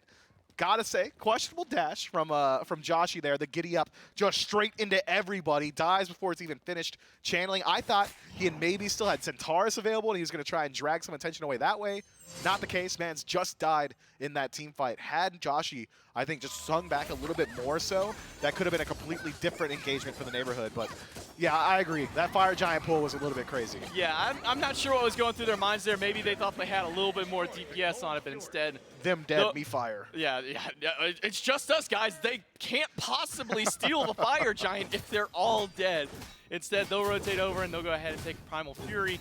Much easier objective for the two of those to take down there. This Nemesis really swinging hard. I thought maybe we might see, the potential kin size coming to build, but no, it is just straight ability damage coming out here. Erendite, Brawler's Beat Stick to reduce some of that healing, and then even building in towards one of those katanas, maybe that stone-cutting sword that's such a popular item with Nemesis. Dude, it's got to be serrated, right? Like 20% pen, true. Yeah, some light steel. I think it is likely going to be that. You could really tell that there Jumpa's... it is, you got it. Oh, nice. I knew it. Yeah, we knew all along. It really looks like Jumpa's going for the one-shot style of build, but Joshy's just dead? Yeah, okay. Joshy is gone. Jumpa gets the final credit for that kill. Oceans is diving as deep as he can go, but Mineral turns him around. Jumpa picks up the double kill. What's happening? But it's already 3 down on the side of the FUNHAVERS. It's Uzi in the middle of these 3. He's going to try and get this kill on Bonson, and he will do everything he can to make sure it happens. But it's Jumpa with the triple kill on the Nemesis. Dive on in, and might as well go ahead and give him the quadra, baby. Jumpa against the world. Jumpa with 11 kills, and the neighborhood are clawing their way back in this set. Man, Jumpa is cheesing. Get a look at him in the bottom left of your screen. He is feeling himself off the back of that quadra kill. And you know what? I got a chance to talk to the neighborhood before they went in for their set. They were hanging out in the practice room, and they said, as long as Jumpa gets Nemesis, we're just going to win. And you know what I said to them? I said, there's no way Jumpa gets Nemesis. He's been jamming this god for 5 years straight. No way the FUNHAVERS allow this pick through. Well, they did, and Jumpa's just winning 11-0-4, undying, 15 of 17 affected kills, and now Fire Giant on 3 members of the neighborhood with only 3 towers standing between them and the exposed birds of the FUNHAVERS. And about a little over 8,000 gold, and we get a nice first-person POV in Jumpa's quadra kill in that fight as Joshy was hand-delivered to him in the jaws of Vonson. Then we see him go for a nice little kill up against Tuba. Unfortunately, Mineral does snag one of those ones away, but Jumpa was busy with another kill there. A solid quadra kill out of the jungler. 15 out of the 17 kills he has now been a part of, and a quadra kill to get them set on pace to taking game 2. Yeah, the point I was trying to make earlier is that Jumpa has gone for a style of build where he is no longer an auto attacker. He's not really playing to stick around in these team fights. He's not consistent damage. It's not that Kali answer to a Cthulhu. Instead, it's I'm going to go in, I'm going to dash cancel, get my hi-rez proc, and I'm going to keep auto canceling, and it's just working. And once again, Vonson will deliver one on a silver platter. Uzi, the one who has been saving his team, has fallen first in the team fight. Joshy goes down next, and just as quickly after the tier 1 tower, Uzi, their saving grace in these team fights, delay them for so long, he died instantly. Yeah, I think the FUNHAVERS have taken emotional damage. They are no longer having fun. That is, what, the 3rd fight in a row where they just walk up and it's like water crashing against a mountain, man. It's not doing anything. The neighborhood are steamrolling them. The neighborhood is going to walk right into the throne room. Vonson gets picked up by the cat and separated from the team. Oceans is delaying for as long as he can. Vonson goes down. Magic Feet and the Titan able to take them down. Dame is also falling low, but the Titan even lower.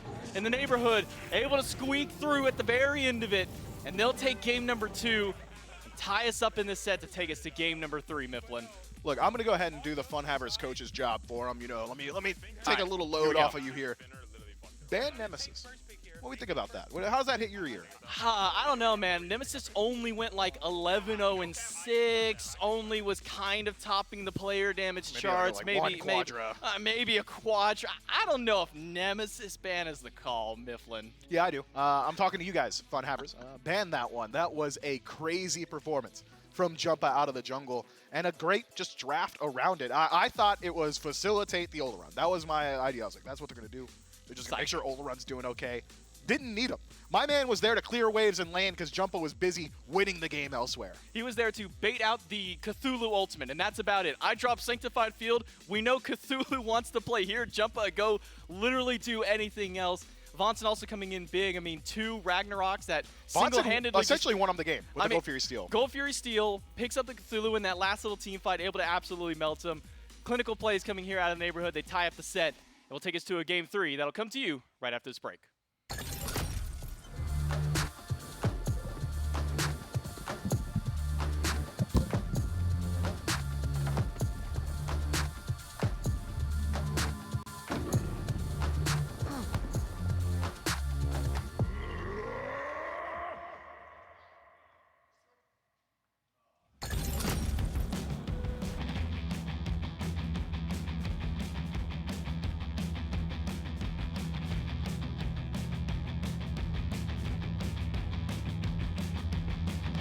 See all the birds and all the bees and all the trees. Help me feel everything around me. Help me in vibrations of the universe inside of me. Help me beat the shit out of my ego, please.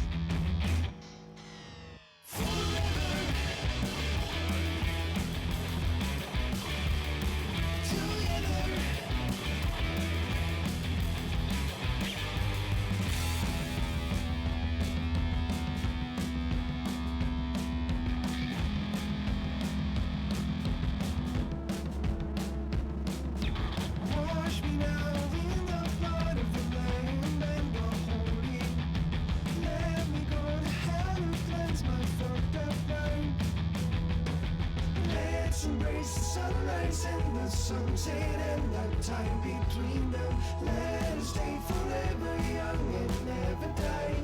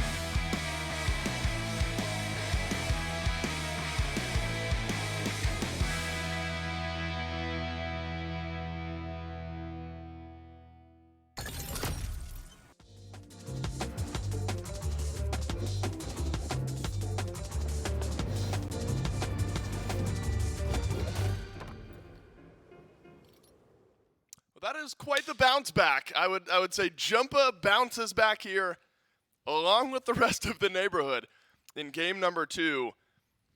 Maybe one of the most convincing individual performances I've seen in a competitive game of Smite in a long, long time. And we have seen some really, really strong games. The Nem pick, we talked about the rock, paper, scissors style of drafting that we had going on. And it was the Nemesis that was winning time and time and time again, Gormizer. And Jumpa has a hell of a game here to bring us to a game 3. Yeah, I think everybody had their moments for the neighborhood, but they were all brought on because of Jumpa, right? Like, it's one of those things, like, you get to see Delny, you get to see Dame from Newark and Mineral, like, all have their moments. But then no matter what, at the end of the day, you look at who's doing a lot of the setup, who's doing a lot of the killing. Yeah, I came down to Jumpa every single time. To the point where up until very, very, very close to the end, he had 100% kill participation. I mean, was just chasing him down. I will admit, I didn't expect this from a Nemesis going into this game, and it's not something you get from Nemesis often. To have a 13.0, let's just let that sit in for a second. 13.0 KDA. Yeah, that's an absolutely nuts performance from them. And again, a very, like, what feels like rare game that you get to see from Nemesis. She's not always going to be a hyper carry, No. but this one absolutely showcased what Jumpa is capable of. Every once in a while, actually, to your point, Gore, maybe more often than not, just kind of an ult bot. You know, you drop the ult, you get the slow with the sword clap there, and you know, your more utility, obviously you do some good damage, but this is just absolutely run through you style of play from Jump out of the jungle, and I don't know if the FUNHAVERS were having much fun in that one, Gore. I think the cast already made that joke, but I'm gonna make it again. But you know what? They had said, Oceans had even said in his interview, no matter what, either they're having fun or we're having fun, one of the two. I will say that Oceans walked by after that game and said, hey, and I said, Oceans, you having fun? Without a second of pause, said yes. And so Ocean's still having fun, regardless Sometimes you of just the way. enjoy playing Smite. And if you can enjoy playing Smite any game, Even when there's an in 11-0 a smackdown like that, Nemesis on the other side. you love yourself some Smite. So, fantastic performance from the neighborhood here, and Jumpa, notably, to bring the neighborhood on to a game number 3. I like how everybody's kills on this tab look virtually insignificant.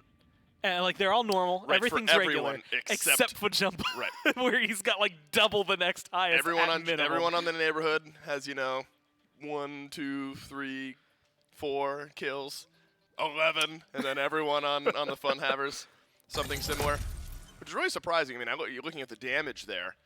It wasn't like Jumpa melted all of this damage. I think as far as damage numbers go, the NEM about average in that game. So call it last hitting, whatever you want to call it. But half and half, right? Some earned, some last hits. Doesn't matter though, because all of them are in the kill column. Yep. I'm a kill truther, Gore, and if they're in the kill column, they were yours. If you didn't do enough damage to finish off, that's not my fault. I'm very much in the as long as they died, they die, and that's what matters. Right, but I also play support. So I'm sure that's what the neighborhood is worried about in game 2 as well. Is I don't care who gets the kills. I just don't want to go down to the losers bracket just yet. And they do I don't know if stave off Jumpa's playing like that. I want Jumpa getting the kills. Right, let's feed the hot hand. Sure. Maybe it's the opposite. Maybe we're totally giving all the kills over to an individual person, especially when you then consider what that opens the door for the rest of your team. Suddenly the Sanctified Fields feel a little bit more impactful if the Cthulhu just can't do anything regardless of the ability to walk into that ultimate in his own ultimate. And so some draft strategy and then some individual play from the neighborhood pays off here in game number 2. And the overall chess match score of picks and bans now comes into an interesting pivot point here in this set. You've shown your hand in a couple of games if you're both of these two teams. We've seen some of the same in games 1 and 2. Amaterasu has been very popular, but then you kind of see these counter picks causing players to change things out. I wonder if you're the FUNHAVERS, you have to look towards Jumpa and ban something out, but I don't think you're banning Nem, right? Just like out of nowhere. No. But if Jumpa has the ability to play a pick at that level again, you're going down to the losers bracket if you're the FUNHAVERS.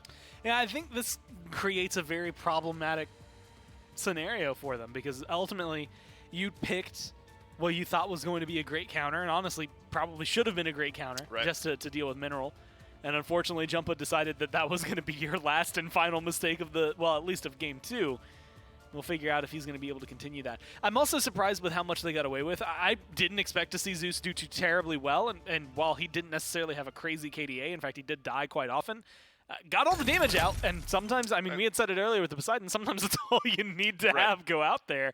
If you can drop your ult, get your burst out, and then die, then you've done your job and you've set up your team for success anyway. I mean, really, with both those picks, there's not a whole lot happening after that anyway, right? After you're waiting for cooldowns. You're waiting for your cooldowns, and for Zeus, his cooldowns are like another detonate once your ult is out. So you're right, and I think that lends itself to the damage conversation we were having, where 11 kills, you can't ignore that for Jumpa. Yeah. But the damage was all pretty generalized, I would argue, across the board, and so everyone doing their job, it just translated to 11 kills for Jumpa in game number 2. FUNHAVERS find their way back into the first pick position.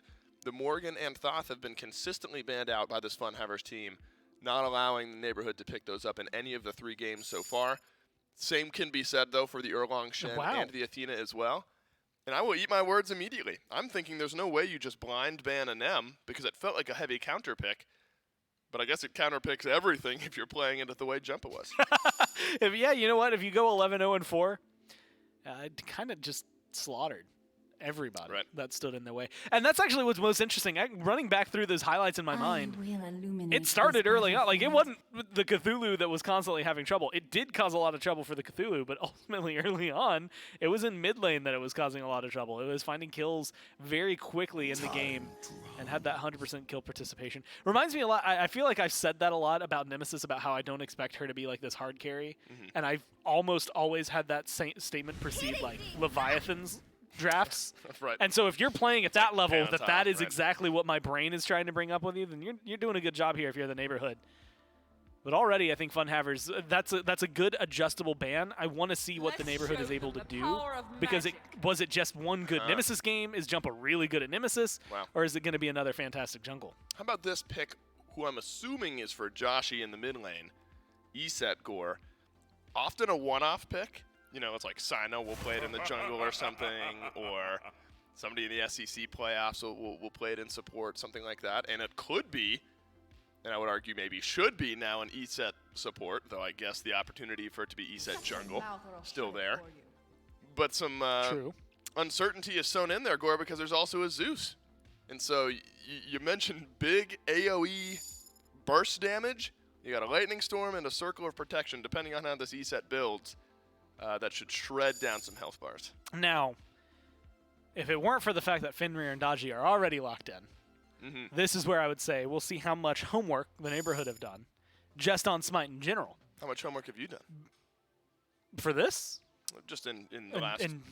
Well, if it's not like work-related, which I don't know if you can call it homework. If it's You're working work from stuff. home. Well, so is everybody.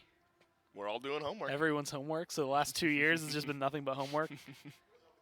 Something like that. Yeah. At any rate, Gore, I apologize. I don't know. I can't remember. What was my point? Oh, right. I was gonna say they don't have a Nox available for them to try and pull out like the Leviathans did, that dealt with an ESET support handily in the World Championship. Also, by the way, 100% win rate in Season 8 for Nox. Just throwing it out there. If the neighborhood picks Nox, what are Fenrir and Daji doing? That's one of those has to be. Well, jungle, Fenrir has to be support. Fenrir solo. No, Fenrir solo ADC. Fenrir mid? Is that where you're trying to shuffle hard to make this work? Just throw Nox in the mid lane. Boom. Done. But that's the whole point. Is she'd be in the lane with the ESET. And then you lane swap 2 minutes. I don't know, Gore. I was really trying here. I'm not going to die on this hill. You're right. Nox, unlikely. At any rate, we'll see what FUNHAVERS want to round out their draft with. It's going to be a cleanup. I feel like we haven't had a conversation for the last 3 minutes. Let's just go ahead and ignore that it happened. Hey, look at all these cool gods that got locked in. Literally what I was doing, Gore, was bringing up the fact that Clino was just locked in, and Medusa was as well. Yeah, but I did it finalize faster. The draft. I was saying it when you cut me off. FUNHAVERS and Clino. FUNHAVERS will round out their draft with Clina and Medusa as well. So, Gore, I just see a lot of damage, a lot of burst damage for this FUNHAVERS team in what should be a scary team fight to go up against. Yeah, I actually think this is going to be it's a duality, right? You have so much damage open to you that you should theoretically be able to make a fight happen pretty much at any given time. Granted, I see Zeus, I see Kleena. I might want to wait a little bit before those fights start kicking off, but once Zeus has a couple of points in that detonate, it hits pretty hard. And Kleena, we've seen already today what they're capable of. Plus, with an E-set, once you get into that 3v3, it's going to be a little wild. But then it balances out with Fenrir, Daji, Agni, right? Like you've got two assassins on the other side that want to hunt down these mages as quick as possible. And so I think this is going to be a much more high-octane game, or both teams are going to play incredibly scared and not even get close to each other. It's like one or the other, just because of the fact that they are set up for a lot of kills, and they're all pretty squishy on top of that. And it's going to make late game pretty interesting too, because E-set, like even with a full build, E-set or a Fenrir, tank, don't hit as hard as like Guardians do when they're trying to tank up the Phoenix for you or a Fire Giant or things like that. So Ama and Osiris have a lot of heavy lifting in that regard. Gore, do you find the same thing for Daji here in this game? I mean, Jumpa had an incredible game number 2 to push us on to a winner-take-all game 3, and then you get Daji up against E-set and Zeus. Yeah. Call them somewhat immobile. How important is Jumpa here in this game for the neighborhood? Immobile, and they don't have CC immune ults. It's going to be really easy to pull them away. Plus, depending on when E-set uses her ult, right, it makes it a lot easier for Daji to just go ahead and pull everyone to the powwow. You might then get to see a circle of protection with like a beads or something, but I do think that this Daji is going to be able to eat them alive for a lot of this. If Jumpa can get off to even slightly the same start, then I think we might see another good game. Maybe not 11-0-4, but at least another good game out of them. With the Fenrir on top of that, I think it makes it a lot easier to burn beads, make it easier for this Daji to be able to find those picks. And if Daji doesn't, guess who does? Yes, the Fenrir. No matter what, someone is going to be able to find some CC and control the FUNHAVERS. The downside is then you have to play objective conversation, right? Team fights, neighborhood look really, really good, especially early on if they get aggressive. Beads burning capabilities out the wazoo. FUNHAVERS, they can burn any objective they want in the game, and you don't have anything you can say about it. They just drop Zeus and E-set ult on one spot, and the Gold Fury, the Fire Giant, the Pyromancer, although that one might be a little bit of a waste, they all will disappear incredibly quickly. So you have to be prepared for that if you're the neighborhood. You might be winning a ton of fights, but unless you can guarantee those ults are down, any objective might be risky. Gormizer, it is our second game 3 of the day. Remember, no knockouts yet, but we will have knockout games tomorrow. And so that's what awaits the loser of this game right here, the neighborhood versus the FUNHAVERS, game number 3. And what a big game to get you up on the top end of the bracket and stay on the top end of the bracket. It's J-Mac and Mifflin and Doug here in game number 3 between the FUNHAVERS and the neighborhood. FUNHAVERS had a good, strong game number 1, and then Jumpa did Jumpa things in game number 2 and brought the neighborhood with him. Now into game number 3, going over to this Daji pick. And it's one thing that Gormai specifically said that he really liked up against this composition. Mifflin, how do you feel about the Daji in this? I mean, just take a peek at the enemy side. How many of them have CC immunity? 2. Some of them, just 2. That's not even half. Well, I guess it's maybe half. 5's an odd number. Bad commentary over here. Joshi, Oceans, and Magic Feet all going to struggle mightily up against this pick, which is why we see them pick up beads so early on, but it's not just Jumpa putting threat onto beads, as Gore so aptly put. It's either going to be Vonson getting the credit for it after the beads have been burned, or at least setting up for Jumpa on the other side. So the neighborhood have got some tools to work with once we start to approach level 5. I'm very excited to see the pacing of this one. But this is a match where coin tosses won't exist. If Oceans is around, he kills Gold Furies, he kills Pyromancers, and according to level 1 so far, he might just kill Vonson. Yeah, so 2-man Spirit Ball into an easy acid spray in the dual lane. You think that's good? Yeah, I think it's pretty good. I mean, we just saw like Vonson and Mineral lose half their health. There's another Spirit Ball from Oceans. He threw that one basically blind over the wall. A nice little shot there out of the support. Good God. To make sure, but Oceans is losing quite a bit of health back in that trade up against Mineral and Vonson here. Tuba will be able to sit back, and this is the one benefit that Medusa has against a lot of other hunters, is that acid spray. All you need to do is make sure that you hit the melee minions, and you're basically guaranteed to hit those archers. Yeah, it's pretty easy to apply that poke as well, but even with that, the pressure has been favoring the neighborhood. They've stolen away the Harpy on that bottom left-hand side. They've taken away the neutral Harpies as well. So far, experience deficit favoring the neighborhood at this point. Maybe we see a jungler rotate over just to try and alleviate some of that pressure. We do see double death toll once again in the solo lane. Previously, before when we'd seen it, was Amaterasu versus Erlong. Well, sub out Erlong for Osiris. Essentially fits somewhat of the same build in that aspect. You see a little bit of a fight here over these mid camps. Jumpa and Magic Feet really want to box out for them, but Jumpa has just used a lot of his mobility to try and get there. Magic Feet cuts off the path and sets up for an easy kill onto Joshi, and just enough damage on the last tick of that scream to take down the jungler. It's the FUNHAVERS who strike first blood. Luckily, it would have at least applied the silence, so Jumpa would have had to wait a little bit longer to get that leap off. But at the end of the day, man, that was thin margins that Jumpa dies for at first blood. The FUNHAVERS credit for that one, and Magic Feet off to a great start. Kleena is the type of god that can run with the lead. We've been talking about her damage output around objectives, but the same is true around these enemy gods. If he's able to keep this pressure up, Magic Feet might just walk away with it. Oh no, Magic... Okay, I thought he still had the tether on him there for a moment coming out of the wall, but Magic Feet will be okay. Walk through that wall to get away from Delny. Him and Uzi, though, taking a lot of damage. Going for this blue buff steal. Magic Feet did manage to steal the blue buff, most important thing to the solo laner. So that will at least slow down Delny a bit, but because of that death toll, he's able to sustain himself fairly well over in that lane, even without it. But when it comes down to this dual lane, though, Mineral is now the one losing these trades. Spirit Ball does manage to hit right outside, and Tuba sets up with the acid spray for the kill. Just this constant death of 1,000 cuts on that side of the map. We'll see if Joshi can at least pay for it. Good return kill from Jumpa. Worth noting on the opposite side, Magic Feet was able to solo confirm their own blue buff. So no blue buffs from the neighborhood on the right, and on the left, the FUNHAVERS find themselves a kill as well. Oceans off to a great start. This Fenrir was bullying early on, but now that Oceans has got access to that third ability, the silence, it's going to be very difficult for Vonson to stay involved in these fights. Unchained, still going to apply that stun, but Brutalize essentially a non-factor. And Dame with a nice little bait there in that mid lane, forcing Joshi to continue walking up, say, hey, I'm a nice easy kill here. And you do see Joshi throws his shield into the middle of the wave, gets a little bit, and then immediately just starts going to try and damage Dame.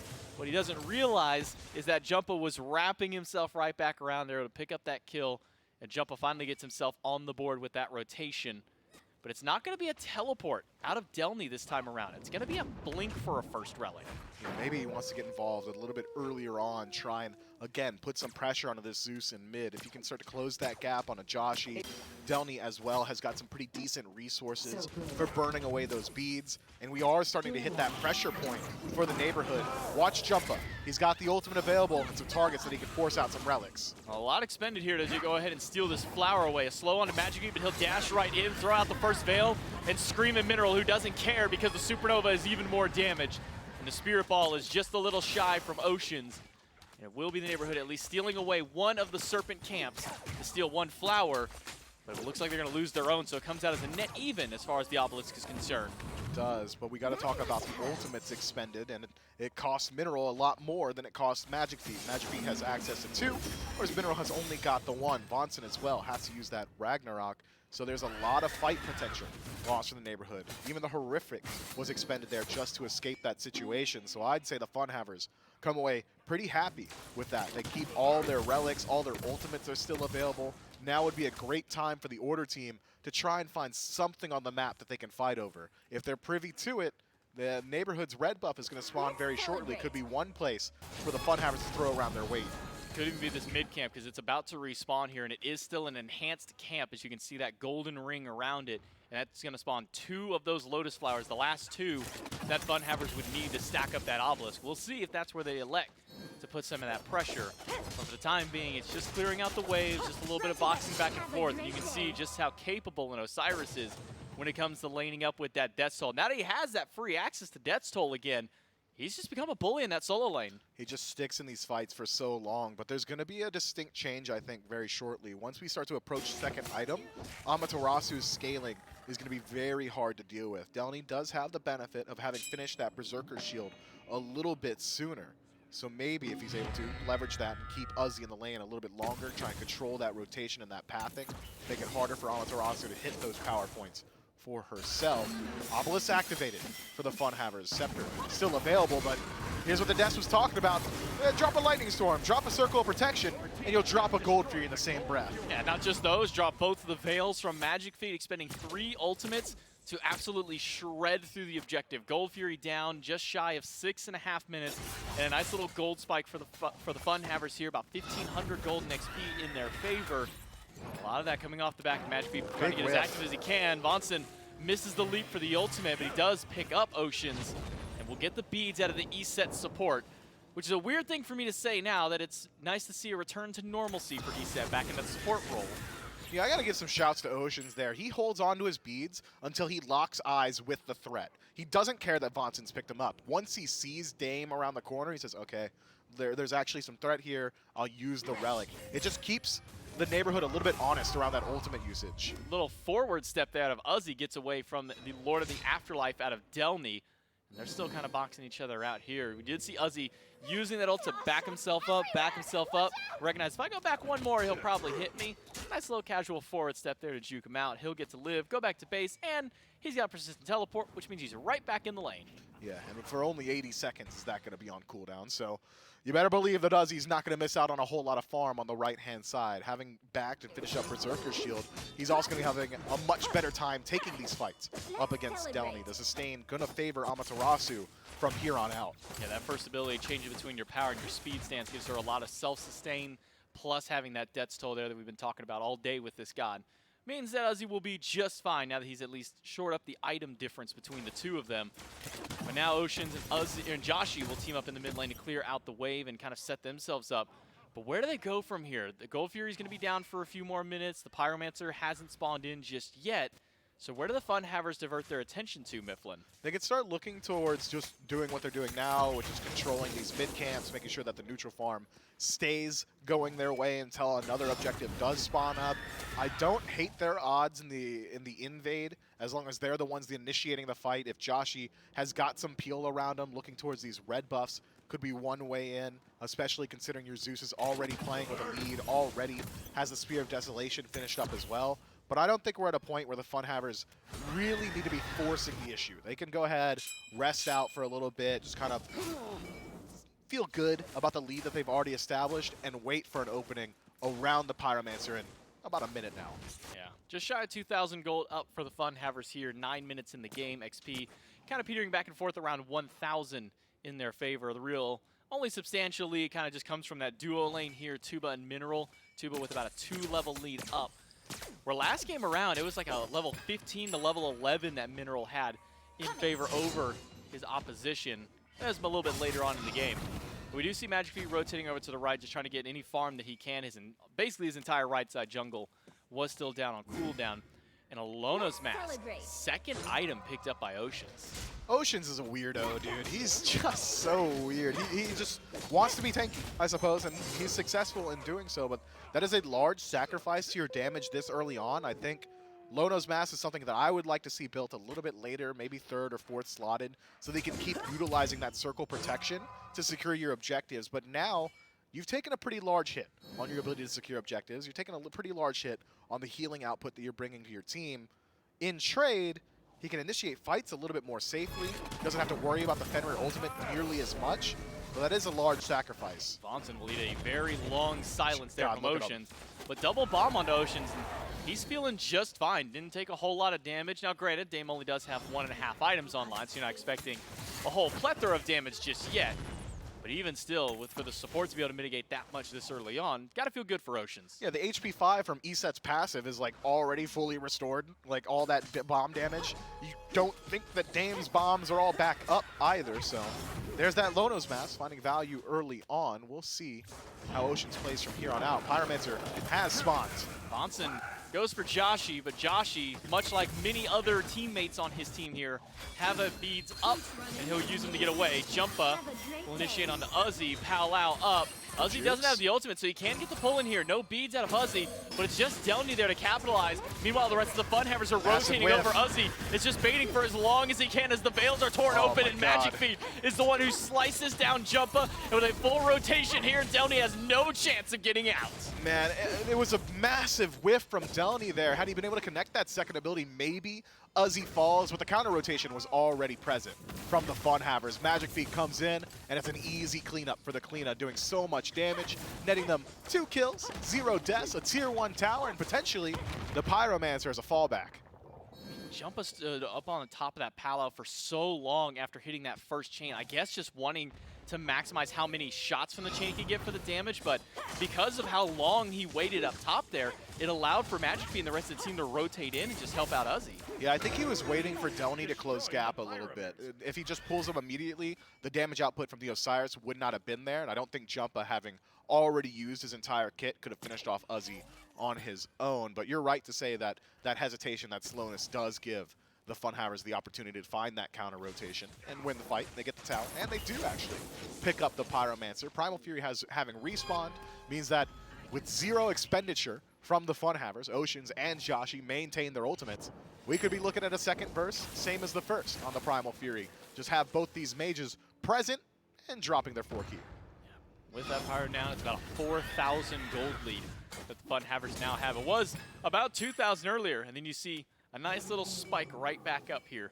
The FUNHAVERS to continue extending that lead, about 5,000 XP that they have up. Again, some of that here in the dual lane, some of that now in the jungle. You see 2 levels up for Magic Feet on the Kleena. And all we got to do is wait to see if one of them will strike towards an objective. But for now, it'll be Vonson and Dame striking Josh in the mid lane. 3rd bomb is needed to kill the Zeus. And they will take him down. Dame finally putting himself on the board to try and get Neighborhood back in this game. Much needed play there from Vonson, just setting up for that kill. Dame benefiting mightily from it. Was a little bit behind now, at least equal levels to his opposition, and maybe Tuba bites off a little bit more than he can chew. He's got the team with him though. Uzi already making the rotation all the way across the map. Saprate used very early here by Mineral, but he cancels it right away and decides to go back in. Uzi with dazzling offensive will get the Supernova out of the carry, but under the tier 1 tower goes the 3 members of the Neighborhood, while FUNHAVERS regroup themselves as 4 strong on this left side. Joshi is now back up from his death. He's respawned in. And this tier 1 tower isn't the healthiest. It seems that Oceans and Uzi are willing to tank this up, so that way Tuba can take it down. Yeah, the FUNHAVERS have to make plays on this side of the map because Delny is just free farming on the right. Uzi makes a massive rotation, already playing into an XP deficit up against this Osiris. Does just now tick over to level 13, does Uzi, but Delny's been sitting comfortably at 14, and he's made the rotation as well. This Gold Fury, it's not free. It's not going to be the easiest one. Now with all 10 players on the map, on the left side of the map. Primal Fury started but quickly turned away. One veil opened up by Magic Feet, but it's just off the mark.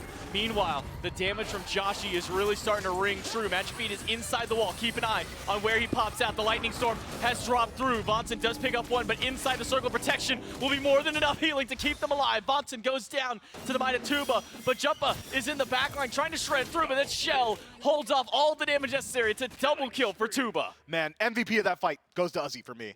You can see it at the tail end. He has got Delny and Mineral quaking in their tier 2 tower. Just cannot step forward, cannot help the rest of the team.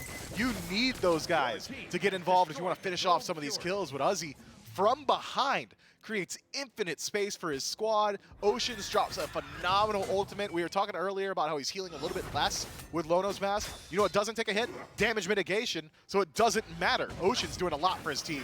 Dashed in by Dame, and the stun is going to be immune, but Magic Feet does eat a couple of bombs from the mid laner.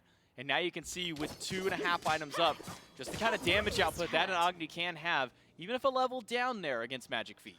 Magic Feet actually put a lot of respect and trust on Dame right there because Dame missed the stun. He dashed in and put the fumes a little bit too far forward, but it was preemptively beads by Magic Feet because had the stun come through, he would have died had he not done so. So despite having a slight macro misplay from Dame, at the end of the day, it's the exact same. You force off Kleena's beads. Look, it's kind of like the Erlong Shin conundrum that we had earlier on where you beads the 9 No, that one was crazy. That he was so far away. True, he was far away, but it's kind of that same mindset. You're expecting the Agni to be able to slam those stuns, so you're going to hit that beads just in case that he actually does, even if it does end up missing this time around.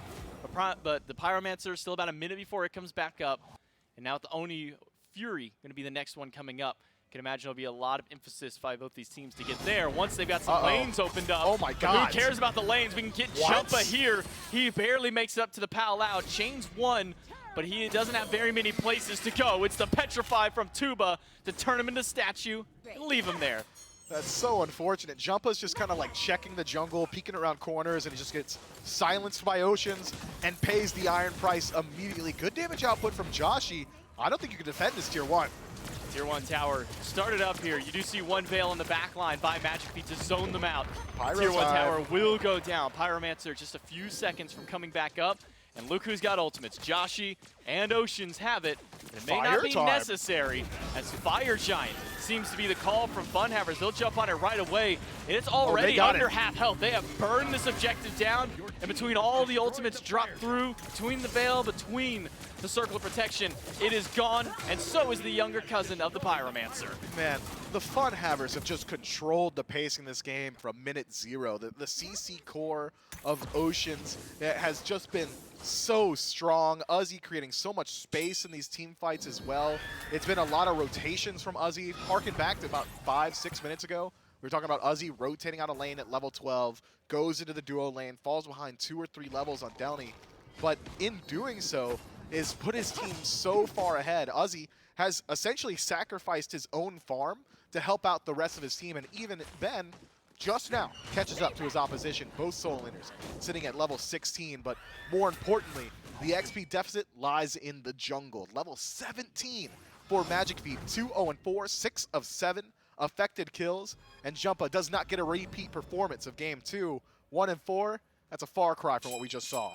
Now, even though they are on the back foot right now for Neighborhood, I do want to emphasize that we finally get a look at the Nimble Rod of Tahuti. It's finally been able to be picked up here, and it is by Mineral on this soul. We talked about it earlier on the Des, the amount of extra attack speed that you get just for building power, which is what a mage always wants to do, is build power. 2% attack speed for every 40 magical power, including that item. So there you go. You get 6% attack speed just for building the item. Yeah, Nimble Rod is an incredibly strong piece of kit for some of these hybrid mages. Uzi only finds Mineral with the stun, and Uzi will get picked up, has to use his own beads, and a Petrify in the back, plus the Lightning Storm, and Magic Feet damage with the Veil torn open. 2 down. Where you Jumpa going? all by himself. Some good damage out of Tuba, He's but out. they're not going to continue the chase on the Assassin. They'll let him go because the bigger prize, the Phoenix, is here, but not for much longer. Yeah, Jumpa is a non-factor right now. This Daji can't one-shot, and her ultimate is down, so the FUNHAVERS say, why chase him? Phoenix is the goal. Let's go ahead and pick that one up. And they are all still full HP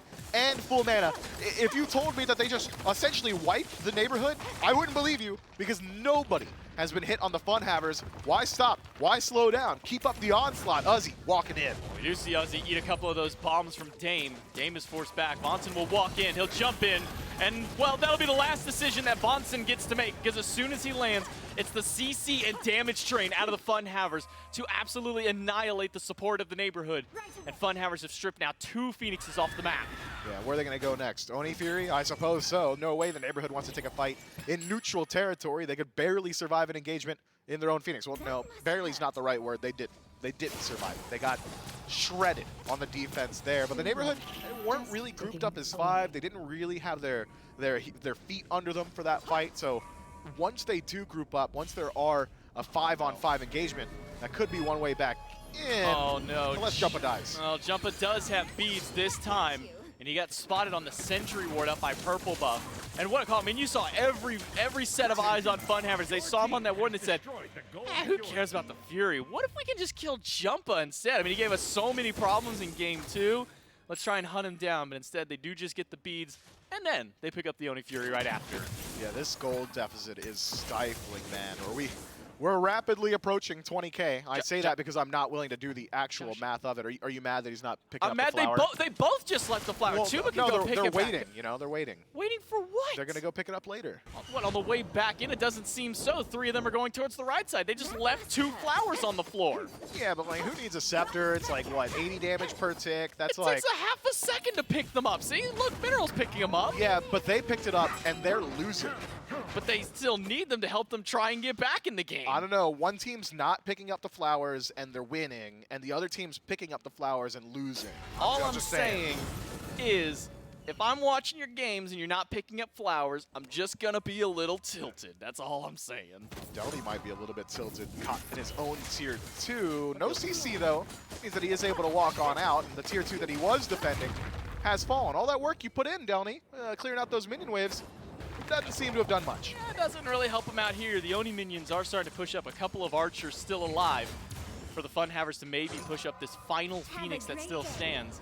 But without the Fire Giant up, not willing to make a full commit to this fight. Instead, FUNHAVERS will back up, maybe try and catch somebody around the corner or somebody There's no way. unsuspecting. But there's not a chance that anybody just walks up through that jungle by themselves. Yeah, they're all suspecting is what's happening right now. The neighborhood know exactly what the FUNHAVERS want. Neighborhood have done a good job of at least pushing out some of these waves to buy themselves some time. Left side Phoenix should respawn by the time the FUNHAVERS have grouped up again to siege with their Fire Giant, but maybe I shouldn't call it their Fire Giant because the neighborhood are showing presence here. They want to take the fight in the neutral. Magic Feet. Kind of teetering between two different walls here, but hasn't made a commit to either of them. Instead, he'll just smack some damage up against Delny. Now it's a 5v5 as everybody from FUNHAVERS have finally grouped up around this Fire Giant. And Oceans, the lone E-set, all up by himself to try and hold away against 5 players. Uzi will hold the Fire Giant stun against Vonson, but that will be all that they get for now. Yeah, and I guess Oceans got hit by like a sickle or something. Are you sure? Yeah, you I could don't have think fooled so. me. Yeah, and looking at the neighborhood's grouping, they won't even be able to put up a defense on their left side Phoenix. If they stick around here, they need to dedicate. It's gone. It's Dame. No, Dame went back to base. He should be able to defend. No, I'm talking about the Fire Giant. Oh, yeah, that's it's gone. gone. Yeah. FUNHAVERS just removed that. Delny didn't even get the opportunity to try and get in there and steal that one away. Lord of the Afterlife to get away from this Amaterasu. But can you get away from Magic Feet is the question. Yes, because you do have a decent bit of tankiness, but he's still going to fire shot after shot at them. Vonson losing a third of his health, loses his shield, loses his ult, loses his life. It's Tuba to put him down with the Petrify. Lightning Storm expended by Joshi, though, connects with nobody. The neighborhood might have an opportunity here. Jump on the powwow, looking for anybody to pull in, but it's only Joshi, no beats. He'll get yanked back into a circle of protection, and Joshi does not care one bit about it, but maybe he should care about the bomb damage coming from Dame. A quarter of his HP left after that fight. Joshi resustaining with Fire Giant, as is Uzi. So the FUNHAVERS, they can slowly start to approach these weakened Phoenixes in the neighborhood. It's going to be 10 seconds left till they're at full strength. Vonson's still dead. Weakened Phoenix in the mid lane is gone. Joshi, he's back up to about half health thanks to the Fire Giant resustain. And a nimble Ratatouille of his own on the Zeus, who's already getting a lot of attack speed when you throw that shield.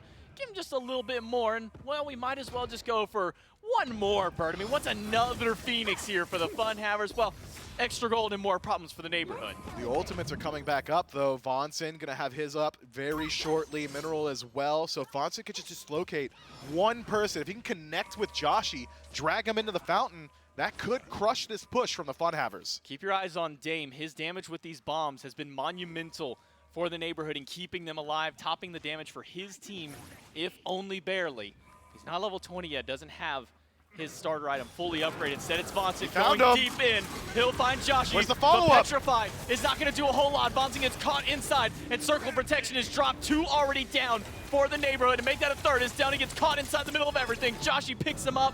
The Titan falls down, and FUNHAVERS, even despite having a shaky game 2, they regain their composure here in game number 3 to close out the set and take their win. Man, a well-executed plan at the end there from the neighborhood, though. It was clear. Vonson said, hey, there's one guy with beads down.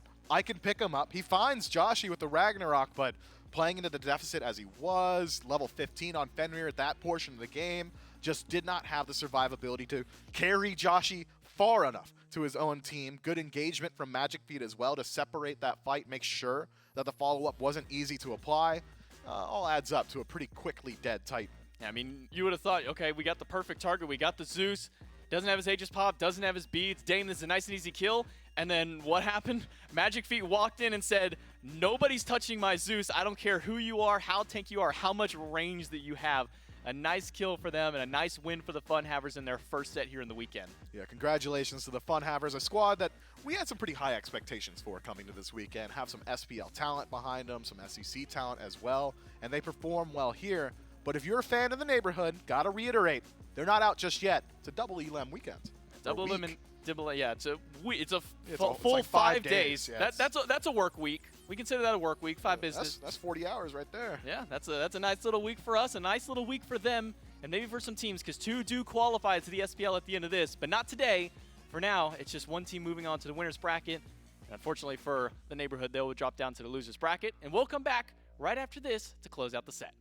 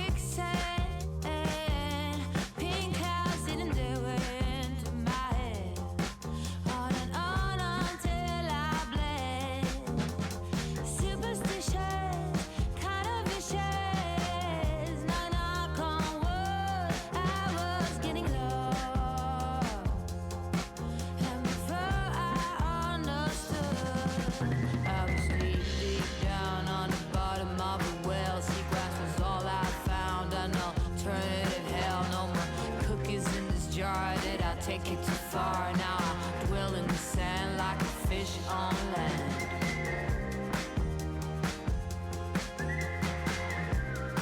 Like a fish on land.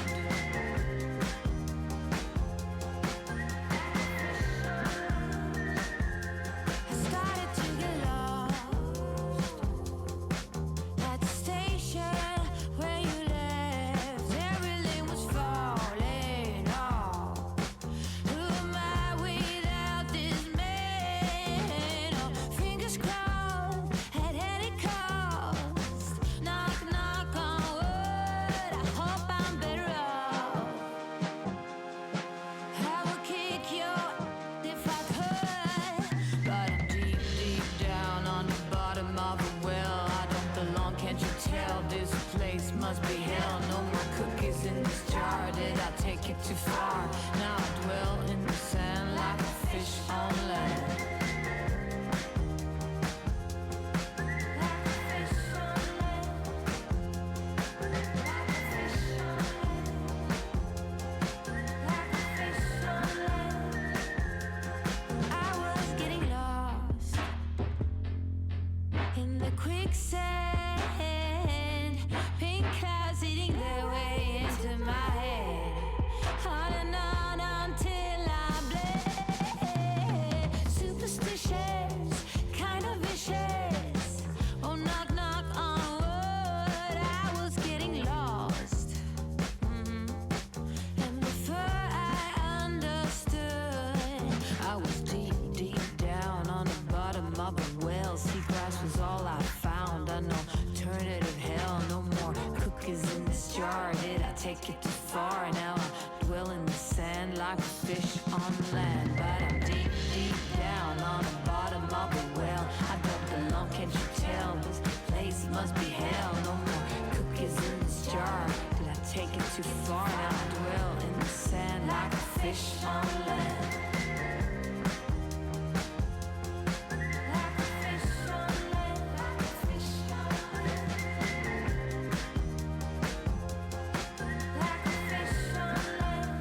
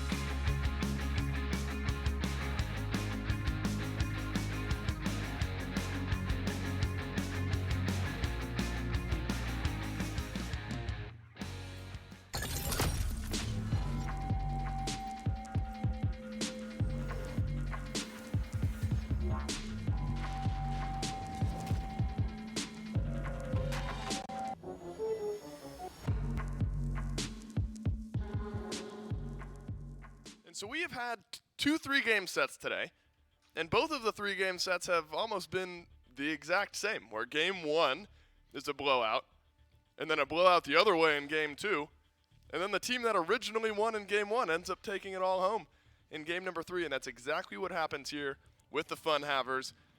And it's the relative newcomer, maybe newcomer needs more emphasis there, in Magic Feet, that has an incredible game here in game 3. And the FUNHAVERS, they regroup, they join together, and they take down a very strong opponent in their first set of this week in the neighborhood, Gore. And so, I want to start off, before we really sink our teeth into game 3, the way that this FUNHAVERS team played today, does that give you some confidence in their potential in this week moving forward? I think looking at what they were able to do from games 1 and 3, and specifically, again, when you take a loss in game 2, especially a loss as heavily as we saw when it's an 11-0-4 Nemesis on the other side that is having a really, really good time, I think being able to bounce back and have a performance like this makes me a lot more confident in it. Do I think, obviously, like, the practice is still going to be nice for them, because as you could, tell from the pregame interview and conversations with them, this wasn't the roster they expected to be coming in and playing with, and so they were still maybe not worried about synergy. That might not be the right way to look at it and phrase it, but worried about whether or not it was going to be as strong as it could be, right? This team has a lot of potential, and it's living up to that. That was really the question mark. I think they were able to do so, at least in this set, and showcase what is there and what is capable for them as they move forward. Ultimately, I think this is a team that, again, is one that I'd keep my eye on as potentially playing upset for a lot of these top teams, right? Being able to cause trouble for teams like the Oni Homies, for the Winter Dogs, and things like that, because they're just at that level where they're going to make a lot of problems for them in-game and potentially out-of-game in picks and bans and things like that. Yep. And so it is going to be fun to watch as they continue. I think if they can clean up what went wrong in Game 2, then this is a team that we're going to have a lot of fun watching for the rest of the weekend. I think Tuba, we bring up Magic Feet to start this conversation. Tuba went through the ebbs and flows of this set in game 2 as much as the rest of this team did. And so I think an important game to bounce back, not only for the FUNHAVERS in general, but for Tuba in game number 3 here, because ADC just wasn't feeling comfortable there in game 2. No one was, because the assassin on the enemy team is fed, and so everyone is just going to get absolutely shredded down by a Nem. And so I think the way that the FUNHAVERS won game 3 here, not only is it important to get the win and move on with the win, but the fashion that it happened, Gore, I think is so important for the FUNHAVERS in building their confidence moving forward. Yeah, and I really do think that this is going to be a fun team to watch as they go forward, because again, and you had mentioned this, but like when you look at the player specifically that we're highlighting for this one and what they were capable of, when you look at Magic Feet at 5-0-8, that's an insane game. Of course, Tuba has to be shouted out at 6-0-4 as well. Yeah, Josh is the only one dying on the team. Come on. Oh man, look, that's Zeus, though. That's how you bring Kiki back. Okay, hold on. This is how they go through this conversation. No, he didn't even know he was going to be playing mid today, and that's a great way to kick things off for him. 14k damage as well coming from that Zeus. I think they did a great job when it came down to shot calling in that game as well.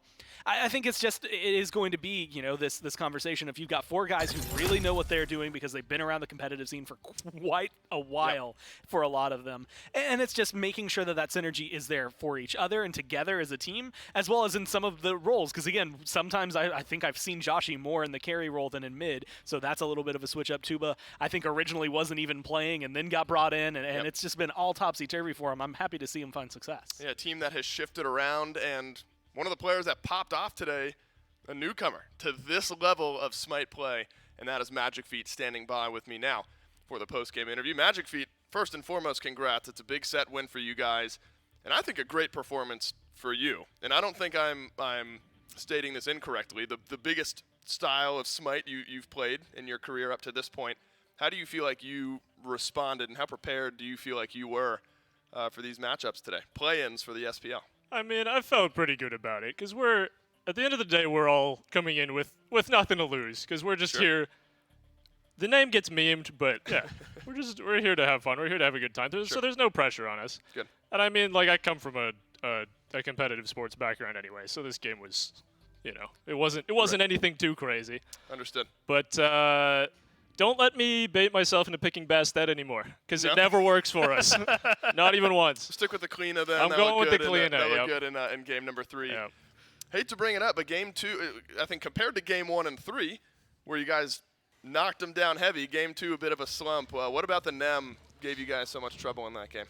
I mean, he was playing exactly how he needed to, but to be honest, it was, and during all our draft talks, it was just, we can't be running face first into an Ola Run Zeus, and what do we keep doing every fight? We keep running face first into an Ola Run Zeus. So we were like, we'll ban the NEM because he's hot on it, but at the end of the day, we didn't really feel like that was the issue, but he did play that one really well. Look, Magic Feet, it was a blast to watch you guys play. The FUNHAVER mentality is just contagious, and I'm loving every bit of it. Congrats on your first win. Looking forward to more of you guys here this weekend. And so Magic Feet and the FUNHAVERS, they grabbed their first win in the SPL Season 9 play-ins. And Gore, it's one thing if we talk to Oceans and, he's just talking about having fun on his own, but you now get the idea, and everyone we've talked to from this team, they are just having fun. They've got nothing to lose. Yeah. Let's try our best and make a run for it, and let's see what happens. And again, it's the two mentalities that you can come in with. There's the mentality of we're gunning for that spot and we're going to get it, and then there's the mentality of, you know what, we recognize where we are, we recognize who we're up against, and we're not necessarily playing for keeps. Like, we know if we lose, who cares? But if we make it, that's even cooler, right? It's just it's nothing but uphill. It's a very positive, albeit bleak outlook. Like, it's really weird and backwards to say it that way, but it's that idea of with nothing to lose, you have nothing but everything to gain, I guess. And so it's real happy for him. Well, there we go. We got there. Magic Feet talked about his competitive sports background, so I imagine through that, someone who's experienced plenty of high-pressure scenarios. One final game remaining on this Wednesday. And Gore, I think it is a team in Just F6 that a lot of people at home, a lot of fans at home will be familiar with. Lastimics, Masskill, Sotos, Rotwin, and Toddy. And then some fan favorite names going up against that Just F6 team, the Duck Club. And that's Ducky, Luconium, Moswell, Hurrywind, and Snoopy in our fourth and final game of the day here. And important to say the least in that matchup, because what you're hoping to do is go up against what you would hope, Gore, is an upset where nobody's favorite takes down the Winter Dog, something like that. But avoiding dropping down into that lower bracket is so important. I think in all of the teams that we've talked about, their seedings, things like that going into this week, this Duck Club team, who finds themselves seated a little bit further on, as you saw in that bracket, probably rightfully seated. This is a team who's got SPL talent. Yep. Who's got world champion talent. Yep. Right? And you've had players who have played in the SPL here as of late. So I think you look forward to this next matchup. You look forward to Duck Club versus Just F6. Stick around. That matchup and more coming up next.